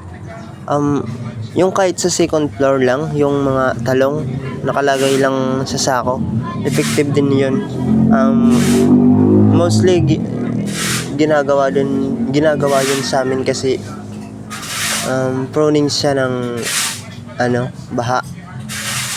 Kaya minsan inilalagay na lang namin sa sako yung mga halaman upang makasurvive doon sa sa tubig baha. Number 11, buy organic and local products as much as possible. Yung kahit syempre bibilhin mo yung mga akma sa panahon ngayon, yung mga hindi masilan tulad ng talong, sitaw. Kasi kung bibilin mo yung mga masilan, hindi akma sa panahon ngayon, alam naman natin yung panahon ngayon is climate change, pabago-bago, umulan, uminit. Parang mamamatay lang o malalantay yung mga tanim kapag ganun. Number 12, support local business and organization that cares for our planet. Syempre wala naman ibang magtutulungan, tayo rin naman. Kung may malapit rin naman na sa lugar nyo at nagpo-produce din ng mga product like vegetable, is pwede ka nang mag-avail doon para makatulong at mabawasan na rin yung mga ibibenta nila sa merkado. At higit sa lahat, makakasiguro ka pang bago ang yung mga nabiling produkto, prutas o mga gulay na maaari mong gamitin sa pang-araw-araw. Yun lamang po ang aking parte. Maraming salamat. Hello. This is me, Creativo Claudette and B from BSE 3F, your discussant for today. So, now, as we explore the ECOLITERACY, in this next topic, we will explore to understand ecological literacy and education. Let's proceed now. Integrating ecological literacy into the curriculum. So in this, we will explore the ecological literacy into education. First, the Center for Ecoliteracy in 2015 promotes a variety of teaching strategies based on practices that are developmentally appropriate to students' level and are brain-based to foster knowledge, skills, and values essential to sustainable living in SLAY 2015. So in this, research encourages the teachers na gumamit ng diverse teaching methods na nakamatch sa students' developmental stages. So itong approach na ito ay designed to work with how the brain naturally learns. Nakafocus on building strategies sa practical skills at yung important values na nakakatulong sa students to live in environmentally responsible ways.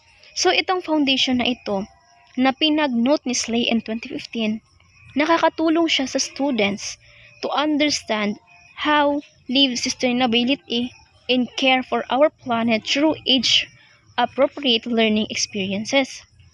Next, students learn best when teaching strategies are varied that include hands-on activities, time for reflection, thoughtful discussion in combined learning, and indoor activities environments rather, including interdisciplinary projects, according also to SLAY 2015. So in this, it shows that students natututo sa ecological concepts. Most effective siya when the teachers use a mixed method of teachings. So, it means that pinagkukumbine yung practical and hands-on activities where students can directly experience nature with quiet time for thinking about what they have learned. So, dito, naka-include din dito yung discussions na nag-share sila ng ideas and projects that in both classroom and outdoor settings. So itong approach na ito, nakaka-help siya sa students to develop a deeper understanding and connection to environmental topics. As we now move, we will explore kung ano ba yung mga includes dito sa ecological literacy into curriculum. So let's begin with number 1, place-based learning.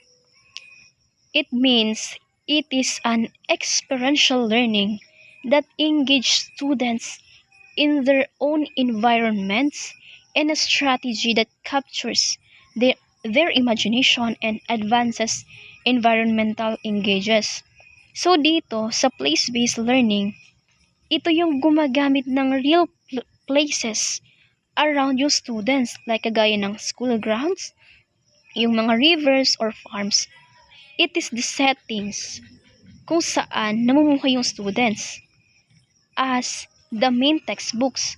Since yung students ay nag-explore and nag-investigate, so sa pag-explore nilang iyon, nakakagawa ng projects kung saan sila nakatira. And then, sa nagawa nilang projects ay dinadala nila iyon sa school. Pinag-sharean. Since it is in work as hands-on and clearly connected to the real world, so yung students nagkaroon ng curiosity and a sense of responsibility for the local environment and community. So below are the 6 guiding principles of place-based learning. Number 1, place-based projects are integrated back into the classroom lessons. Number 2, students want to learn in order to apply their knowledge to solving real problems. Number 3, students play an active role in redefining and recreating projects. For number 4, students collaborate with local citizens, organizations, agencies, businesses, and governments.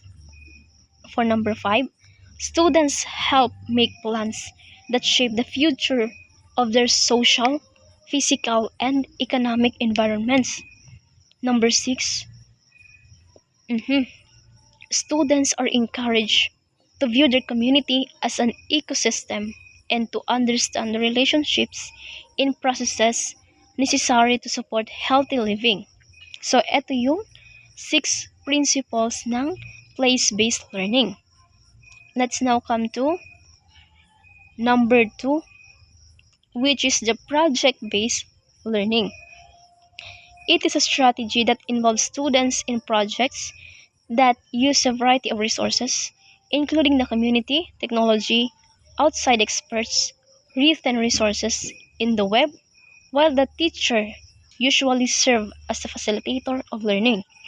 So in these project-based learnings, so yung students, natututo sila by doing a real projects instead of listening or taking lectures or reading textbooks. So, since gumagawa sila and merong actions, they solve problems and build things or create a model, often using technology, talking to experts, or working with the community. So, yung teacher acts like a guide or coach, not just a lecturer. So, yung teacher po, Since yung students ay gumagawa ng projects, yung teacher ay ginaguide din yung students para mas maraming matuto yung mga students. So dito sa methods na ito, ay yung learning niya is more interesting and helps students gain useful real-world skills. Now we have here 3 major benefits of project-based learning. For number 1, increase critical thinking skills of students. Number 2, fostered positive attitudes towards subjects and exemplary performance with conceptual questions and applied problems. And number 3, improve positive study and work habits, problem-solving capabilities, and self-esteem. So dito sa project-based learning na to, yung students natuturn sila into an active learners instead of passive ones. So, since yung students nag-create sila, nag-explore and collaborate, yung studies nila or schooling nila ay mas nagiging meaningful and preparing them for life outside the classroom. Next naman, for number 3, Socratic inquiry. So this Socratic inquiry, this name after the Greek philosopher Socrates, who believed that questions which is not answers stimulate learning. Therefore, rather than teaching facts and information, teachers encourage students to ask questions about their assumptions, values, and perceptions. So dito sa Socratic inquiry, yung students, hindi lang sila binibigyan ng mga facts. So, the teachers ask deep questions para yung students ay mag-think critically. So, yung goal dito ay hindi lang po to get the right answer, but also explore the ideas, beliefs, and values. So, yung Socratic inquiry, paano nga ba siya nakakatulong sa students? So, number 1, students reveal their beliefs, misconceptions, and values, and eventually clarify their thoughts related to the topic being discussed. Number 2, students become more adept at critical thinking. Number 3, students improve their listening skills and learn to better articulate their thoughts and ideas and become more tolerant of diverse opinions. In short, yung Socratic inquiry, nakakatulong siya sa students as more thoughtful, respectful, and independent learners. So let's now proceed to number 4, which is experiential learning. It means promotes students' involvement in the real world and defines the teacher's role as a facilitator of learning. So, experiential learning means learning by doing. So, instead of just reading or yung listening lang, students, nagtitake sila ng part in real-world activities. So, the teachers, hindi lang sila po nagbibigay ng information, but nagga-guide sila, students, to explore and learn from experiences.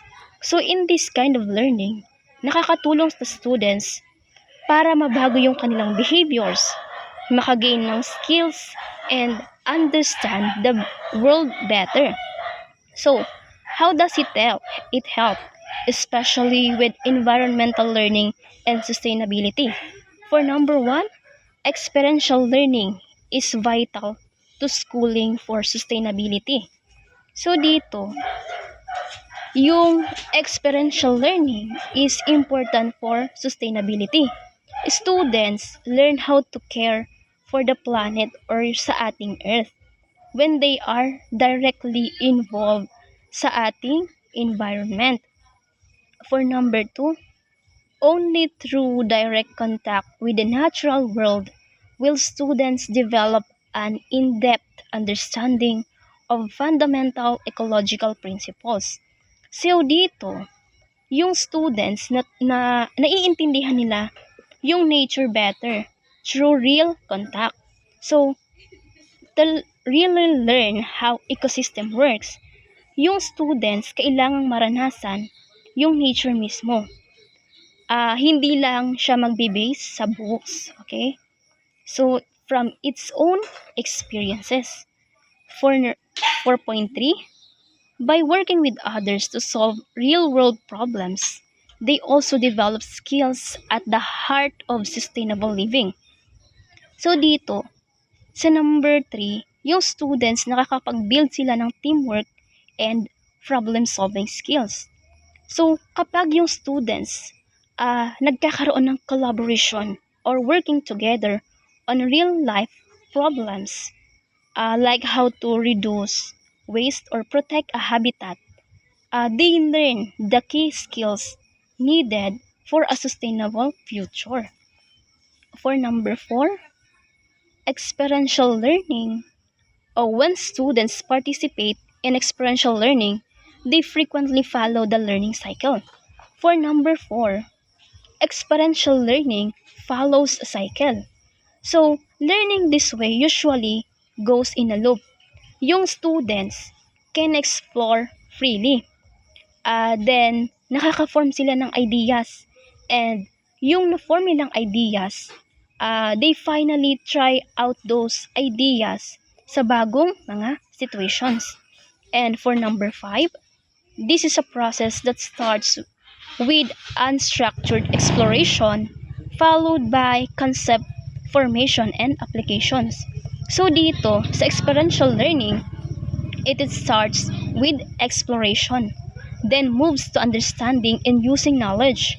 Students begin by exploring something new without rules. So dito, yung students, nag-i-explore sila ng bago na walang pina-follow na rules. Kasi nga po, nag-i-explore sila. So they do it in their own. Then, they make sense of what they experience. And kung ano yung natutunan nila sa experience na yon, ginagamit na iyon sa real life task. So, overall, experiential learning nakakatulong sa students to become more engaged, aware, and responsible, especially po when it comes to real world and environmental issues. And now, let's proceed to the interdisciplinary learning. So in this, emphasize connections between traditionally separate disciplines, which is the math, science, history, language, arts, rather than isolating learning to one subject area at a time. So dito sa interdisciplinary learning, ito yung educational approach that integrates concepts, yung skills and knowledge sa multiple subject areas to explore a topic and solve a problem, or even to complete a project. So, every subject, instead of teaching each subject in isolation, this method emphasizes the connections between them. So ito, nakakatulong ito sa students to see how knowledge and skills from these different disciplines or yung different na subjects are related or connected.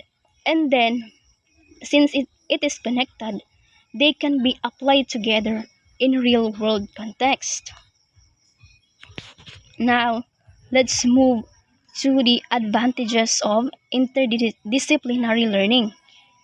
It allows students to access a particular theme from different entry points as they work with a range of source of information and perspectives.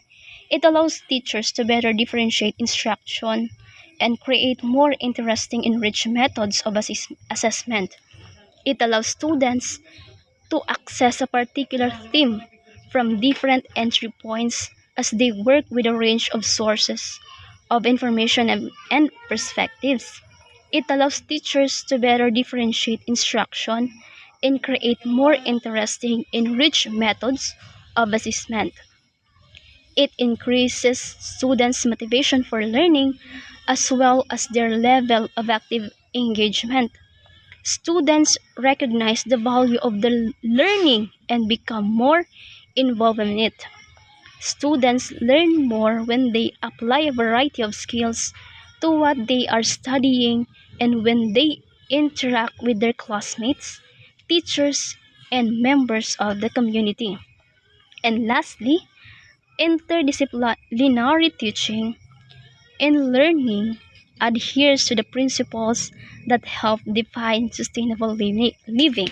So that's it for the advantages of interdisciplinary learning. As earlier, we explored about ecoliteracy in Module 10. Let's now move to Module 11, which is arts and creative literacy. So we have now the learning outcomes.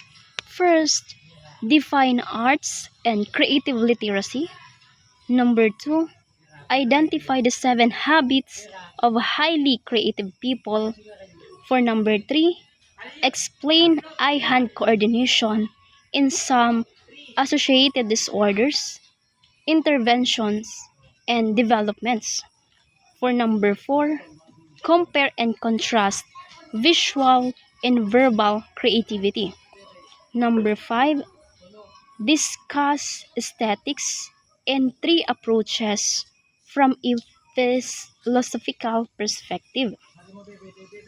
Number 6, cite ways how to integrate arts and creative literacy in the curriculum. Number 7, draw relevant life lessons and significant values from a personal experience in creating an artwork or presenting a performance critique by others. For number 8, analyze research abstract on creative literacy and its implications to teaching learning process. And for number 9, create an artwork and evaluate it using self-made assessment rubric. So in this learning outcome, we will achieve this. So let's begin with the arts and creative literacy. Firstly, let's define it. Creativity is the process of having original ideas that have value. This means that yung creativity, hindi lang siya tungkol sa pagiging different or imaginative. So, it also means that coming up with a new ideas na very useful, meaningful, or important in other ways.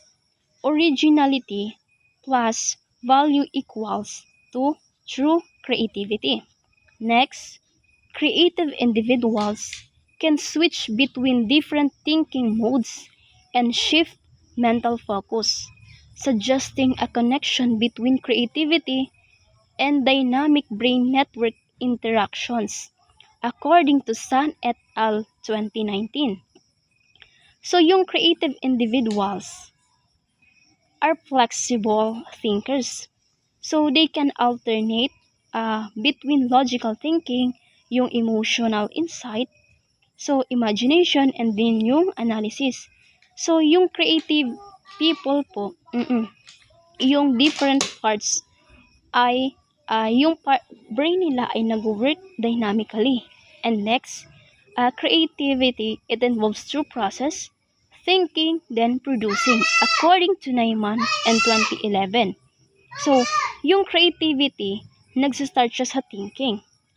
Yun na yung nag-generate ng ideas, imagining possibilities. So, yung pagiging creative, it's not just there. Kasi continuous yan. Opo. Then, it proceed to producing. Yung ideas na meron sila ay ginagamit na nila sa painting, story, product, or solution. And then, sa arts and creative, meron siyang combinatorial force of creativity.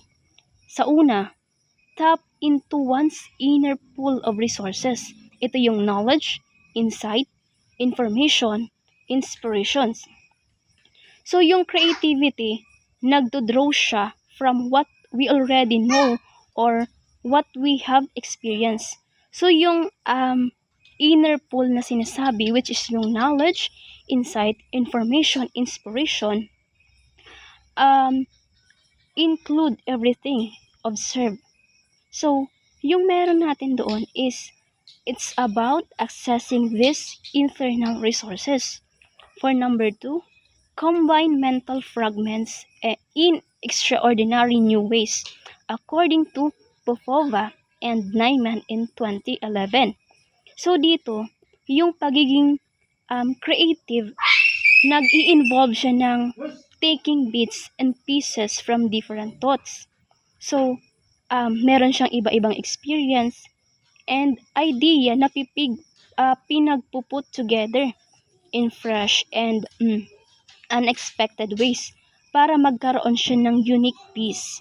So, yung para siyang remixing mental content to form something what I've said unique and innovative. Next naman. So, meron tayong 5 key behaviors to generate creative and innovative ideas. So, number 1, associating or drawing connections between questions, problems, or ideas from unrelated fields.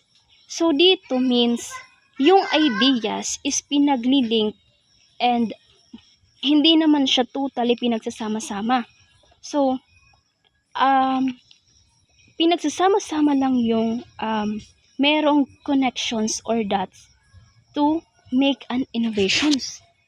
Next one, questioning or posing queries that challenge common wisdom. So dito, yung mga creative thinkers na a-ask sila ng why or what if, how might we. So rather than simply accepting these things as. So by challenging assumptions or norms, they uncover new opportunities and alternatives. Sa pangatlo, observing or scrutinizing the behavior of others to identify new ways of doing things. So dito, yung creative thinkers, meron sila pong careful observation. So, na like people, ino-observe nila yung people and how they behave in real situations. So, doon nakikita nila na kapag parang very attractive yun, nai-inspire sila sa new ideas na iyon. So, ito po sa observations, this is common in design thinking. Like yung sa nature, di ba po, sa pagiging creative, ginagamit ito sa mga painting kasi yung nature is napakaganda, although common na siya. Next naman is networking or meeting people with different ideas and perspectives. So, as creative thinkers, dapat maging exposed tayo sa mga diverse viewpoints that helps sa work na maging creativity. So, sa pakikipag-interact sa iba, nakaka-form ng new ways, nakaka-form ng new ideas that challenge our own thinking patterns. So, next naman is experimenting or constructing interactive experiences and provoking responses to see what insights emerge. So, dito, since nakakuha na tayo ng mga iba't ibang ideas or viewpoints, so yung mga ideas na nakuha natin iyon, pinagta-try out natin iyon that help us redefine and improve concepts. So dito, experimentation encourage learning by doing, which is essential for innovation. So, yung bawat attempt na ginagawa ng isang creative thinker, nagbibigay iyon ng new insights that can lead to more effective solutions. Ayan. Next naman is 7 habits of highly creative people. According to Nyman 2014, opine that if a person makes a habit of the 7 practices, she will be highly creative in his or her mind. Number 1, prepare the ground. Number 2, plant seeds for creativity. Number 3, live in the question. Number 4, feed your brain. Number 5, experiment and explore. Number 6, replenish your creative stacks. And number 7, liberate your creativity. So that's all. Thank you, and I hope you learned something from this. Good day everyone, my name is Junjun Pardines. Today we'll be focusing on the hand-eye coordination. What is hand-eye coordination? So the ability to integrate visual input with motor skills to perform tasks accurately and efficiently. Second, requires precise visual tracking and motor control. And the third is essential for daily life activities and various complex skills. And the last one involves the brain, eyes, and muscles working together. So the hand-eye coordination is the ability to use your vision to guide your hands and fingers to perform a task. It involves the integrations of visual information and motor responses, allowing for precise and coordinated movements. So this is the for example of eye-hand coordination. First, writing. Second, keyboard. And 3, driving. And 4th, sports. So in writing, when making lines, the eyes send visual information to the brain to tell where the hand is placed and if handwriting is legible. Second, typing on a keyboard. Although the types of movement are different, but visual information is used to tell the brain how to guide the hand or if a mistake needs to be corrected. The third, wind driving. It uses visual information to move the hands on the wheel, keeping the car the middle of the lane and avoiding accidents. And the last one is sports. In any sports, the eye usually coordinate with the movements of some parts of the body called motor coordination. Depending on the sport, either hand-eye coordination, for example, basketball, tennis, football, etc.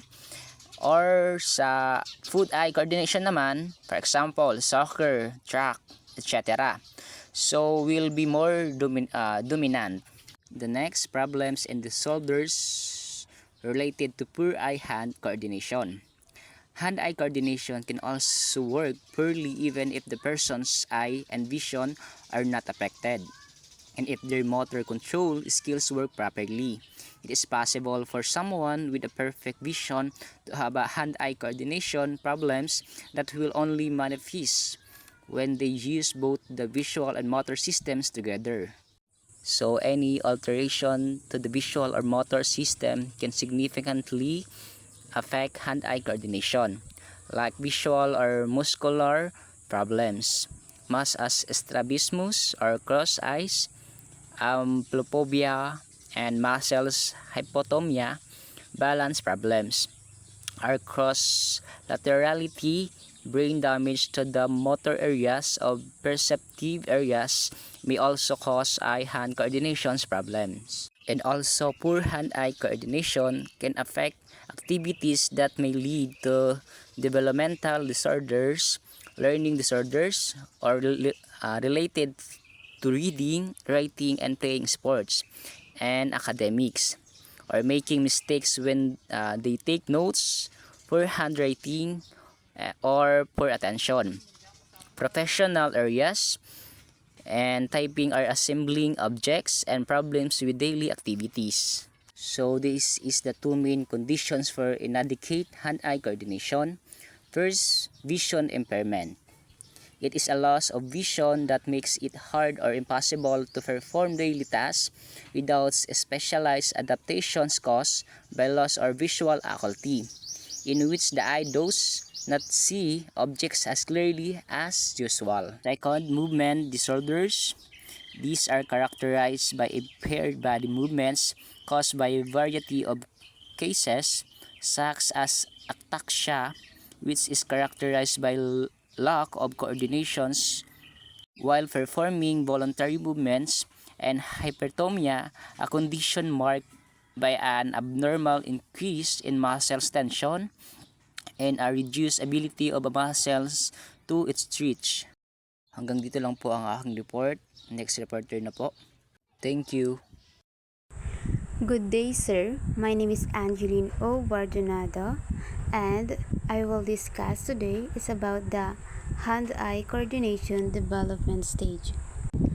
Hand-eye coordination development milestones are as follow.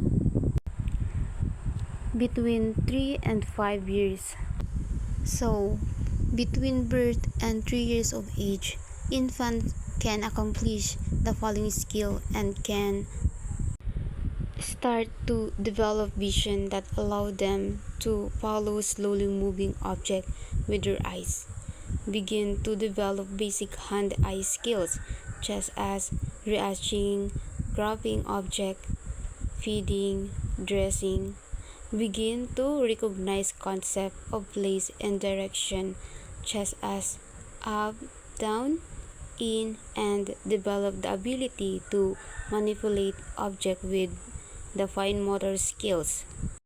Between 3 to 5 years old, kids develop hand-eye coordination and handedness, spatial awareness like up, down, under, beside, gross motor skill, climbing, balancing, running, jumping, and etc.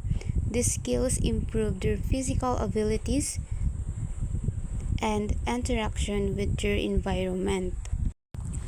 So, 5 to 7 years, children between 5 and 7 years old can improve fine motor skills, such as handling writing tools, using scissors, and continue to develop climbing, balancing, running, galloping, and jumping abilities. Continue to improve hand-eye coordination and handedness reference and learn to focus vision on schoolwork for hours every day. So let's proceed the visual literacy. And the advent of the internet, students must develop the necessary visual literacy skills to navigate the image intense world. Therefore, visually literacy refers to interpreting and creating visual image and usually about communication and interaction. Visual literacy is the ability to read, write, and create visual image. So, it is a concept that relates to art and design and has much wider application.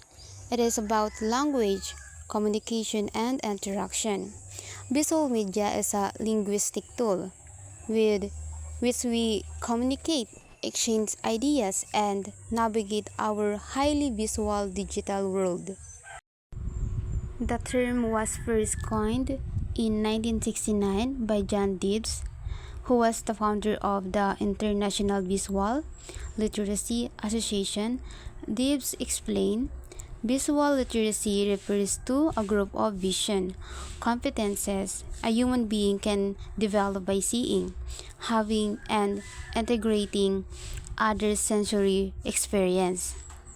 So, in this explanation po, John Dibbs defines visual literacy as a group of vision competences developed through seeing and integrating other sensory experience.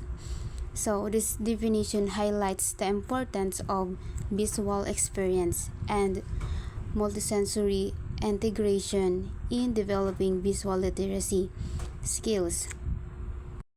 So, according to Oxford Research Encyclopedia, visual literacy is the ability to interpret, negotiate, and make meaning from information presented in the form of an image, extending the meaning of literacy, which commonly signifies interpretation of a written or printed text. It is therefore based on the idea that pictures can be through a process of reading, interpreting image, negotiating meaning, making sense of visual information.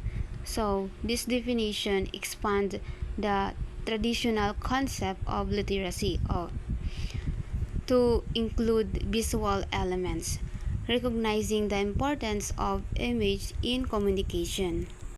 According to Serafini 2017, visual literacy is a set of visual competences, cognitive skill, and strategies, not just a cognitive ability but also a conceptualized and social practice.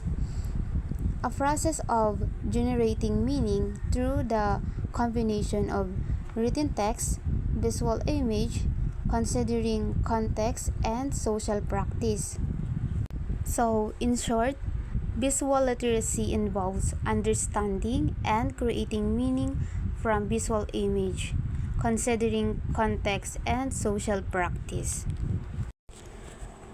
Visual literacy theories combine perspectives from various disciplines including sociocultural, semiotic, critical thinking, and multimodal perspectives to understand visual and verbal elements. So, digital technology has greatly impacted our understanding of visual literacy. As we know, see children growing up with tablets and computers and what appears to be highly developed visual literacy instinct. These interpret visual content in various social contexts. Digital technology has also influenced visual literacy, enabling children to develop skill through digital tools and interaction. Verbal creativity. In view of the rapidly increasing complexity of the world, creativity is the most important now than ever before, and is even considered as a useful and effective response to evolutionary change, since it allows individuals to flexibly respond to the continuously changing condition around. So, Torrance 1969 in Hassan 2007 recognized creativity as important for the development of fully functioning, mentally healthy, well-educated, and vocational successfully individual. It is because of growing recognition of the importance of creativity functioning, and there is sufficient evidence of the universality of creativity. So, creativity enables individuals to adapt to changing conditions and find innovative solutions. Its importance is widely recognized, and research support is universal value in fostering well-rounded, successfully individuals. Creativity skill can develop specific roles and techniques, creativity edition training, divergent thinking exercise. Divergent thinking has a 4 key components. First, fluency. Fluency refers to the total number of ideas, options, and solutions generated for an open-ended problem. Second, flexibility is the number of conceptual categories. Second, flexibility is the number of conceptual categories. Third, originality is the aspect of created or invented works and is about statistical infrequency of responses related to the text compared with original ideas. And the last one, elaboration, is the ability to expand on an idea with details and the ability to create an integrate plan. So, cognitive stimulation, just as exposure to creative ideas, can improve verbal creativity by activating specific brain regions. This suggests that creativity can be developed and enhanced through practice and simulation. Cognitive stimulation can boost verbal creativity, affecting brain regions like left middle, superior temporal gyri, and right partial cortex. This shows creativity's neural basis and potential for improvement through simulation. Good day everyone, I am Rosemary Balbuena.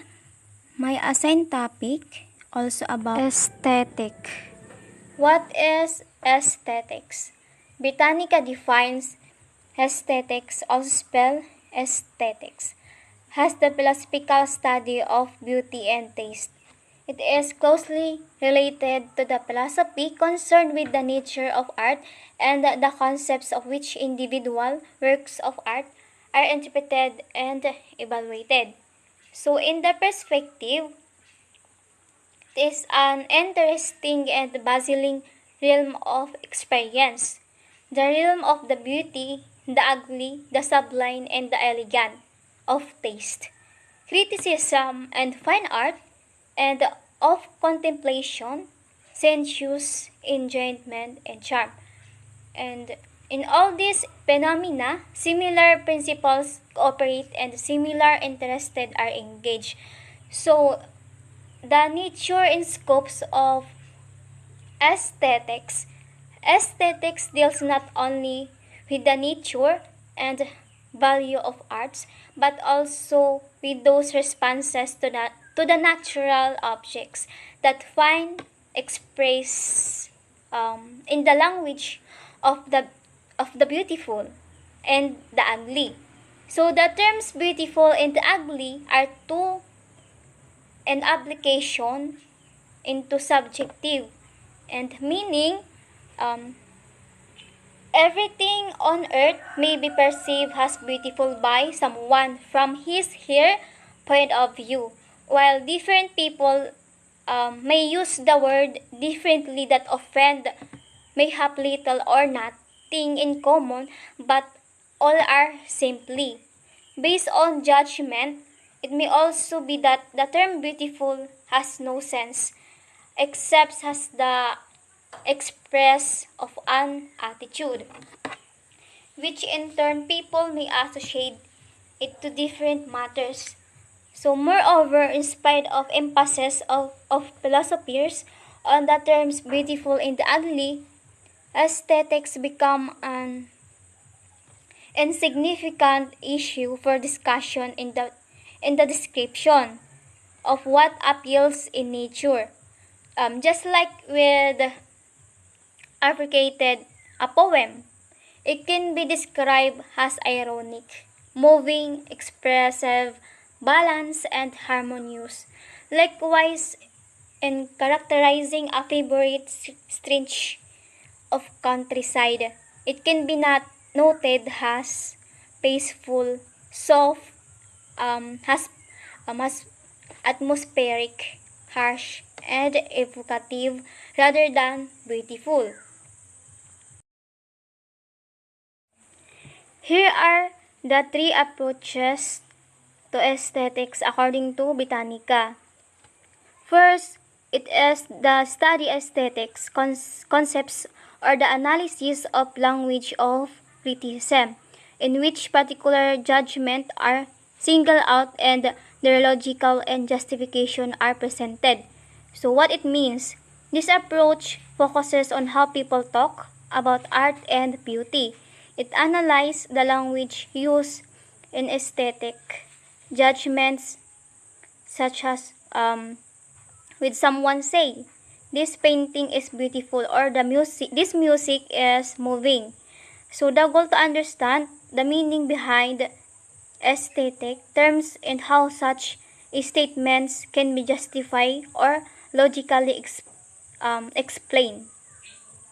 The second one is philosophical study of certain states of mind, responses, attitudes, and emotions that are evolved in aesthetics experience. So what it means, this approach examines the mental and emotional experience evolved and appreciating art. It studies feelings like admiration or even sadness with engaging with aesthetic objects. The goal to explore how our minds and emotions respond during aesthetic experiences and what these reactions reveal about human nature. The third one is philosophical study of the aesthetics object that reflects the view that problems of aesthetics exist because the world contains special objects toward which people react selectively has described in aesthetic terms. So what it means, this view treats aesthetic objects like paintings, poems, or sculptures as having special figures that evoke unique responses. It assumes that certain things in the world naturally invite aesthetic attention. So what goal? To study why and how specific objects are perceived aesthetically and what makes them stand out from ordinary objects. So each of these approaches highlights a different dimension of aesthetics, language, experience, and objects, giving a fuller understanding of how we perceive and value beauty and art. Integrating arts and creativity literacy into the curriculum. The following are strategies and initiatives embodying arts and creative literacy in the curriculum. First one, physical environment. To support creativity such as castle design, school building. Physical environment, a well-designed learning environment inspire creativity, vibrant, aesthetically pleasing, and artistic school settings promote imaginative thinking. For example, a school building shaped like a castle with colorful murals, a garden theme, math and science area, and an amphitheater for performances encourages students to explore creativity. Second one, emotional environment. Take time to create and maintain a climate change of respect. A safe, supportive, and respectful atmosphere helps students feel comfortable expressing themselves, creativity, even if they make mistakes. For example, teachers encourage students to share their artwork or ideas without fear of criticism, fostering self-confidence and resilience. Third one, project-based learning. Provides students time, space, and opportunity to express themselves, their ideas, emotions, and insights through arts. PBL engage students in real-world problems where they can express themselves through artistic and innovative outputs. For example, students design a public awareness campaign about climate change using posters, videos, and spoken word poetry. Fourth one, teach creative thinking skills, metacognition or thinking about thinking. Explicitly teaching thinking strategies helps students approach tasks more creativity and with purpose. For example, in a literature class, students brainstorm alternative endings to a story, analyze themes through concept mapping and present their interpretations in dramatic form. Number 5, alternative assessments. Instead of just a worksheet or an assignment, provide different authentic assessment like performance systems, design, product output, making visual arts creation. Creative assessments allow students to demonstrate understanding in diverse and meaningful ways. For example, instead of a multiple choice test, students create a short film that captures the essence of a historical event or literary theme. Number 6, scheduling. Project-based curriculum and performance-based assessment need ample time and proper scheduling in either in structure or unstructured manner. Creativity requires time to think, experiment, and reflect. Flexible scheduling supports deeper engagement in creative tasks. For example, a weekly creative hour lets students work on long-term art or innovation projects with minimal interruption. Number 7, student-centered and personalized learning.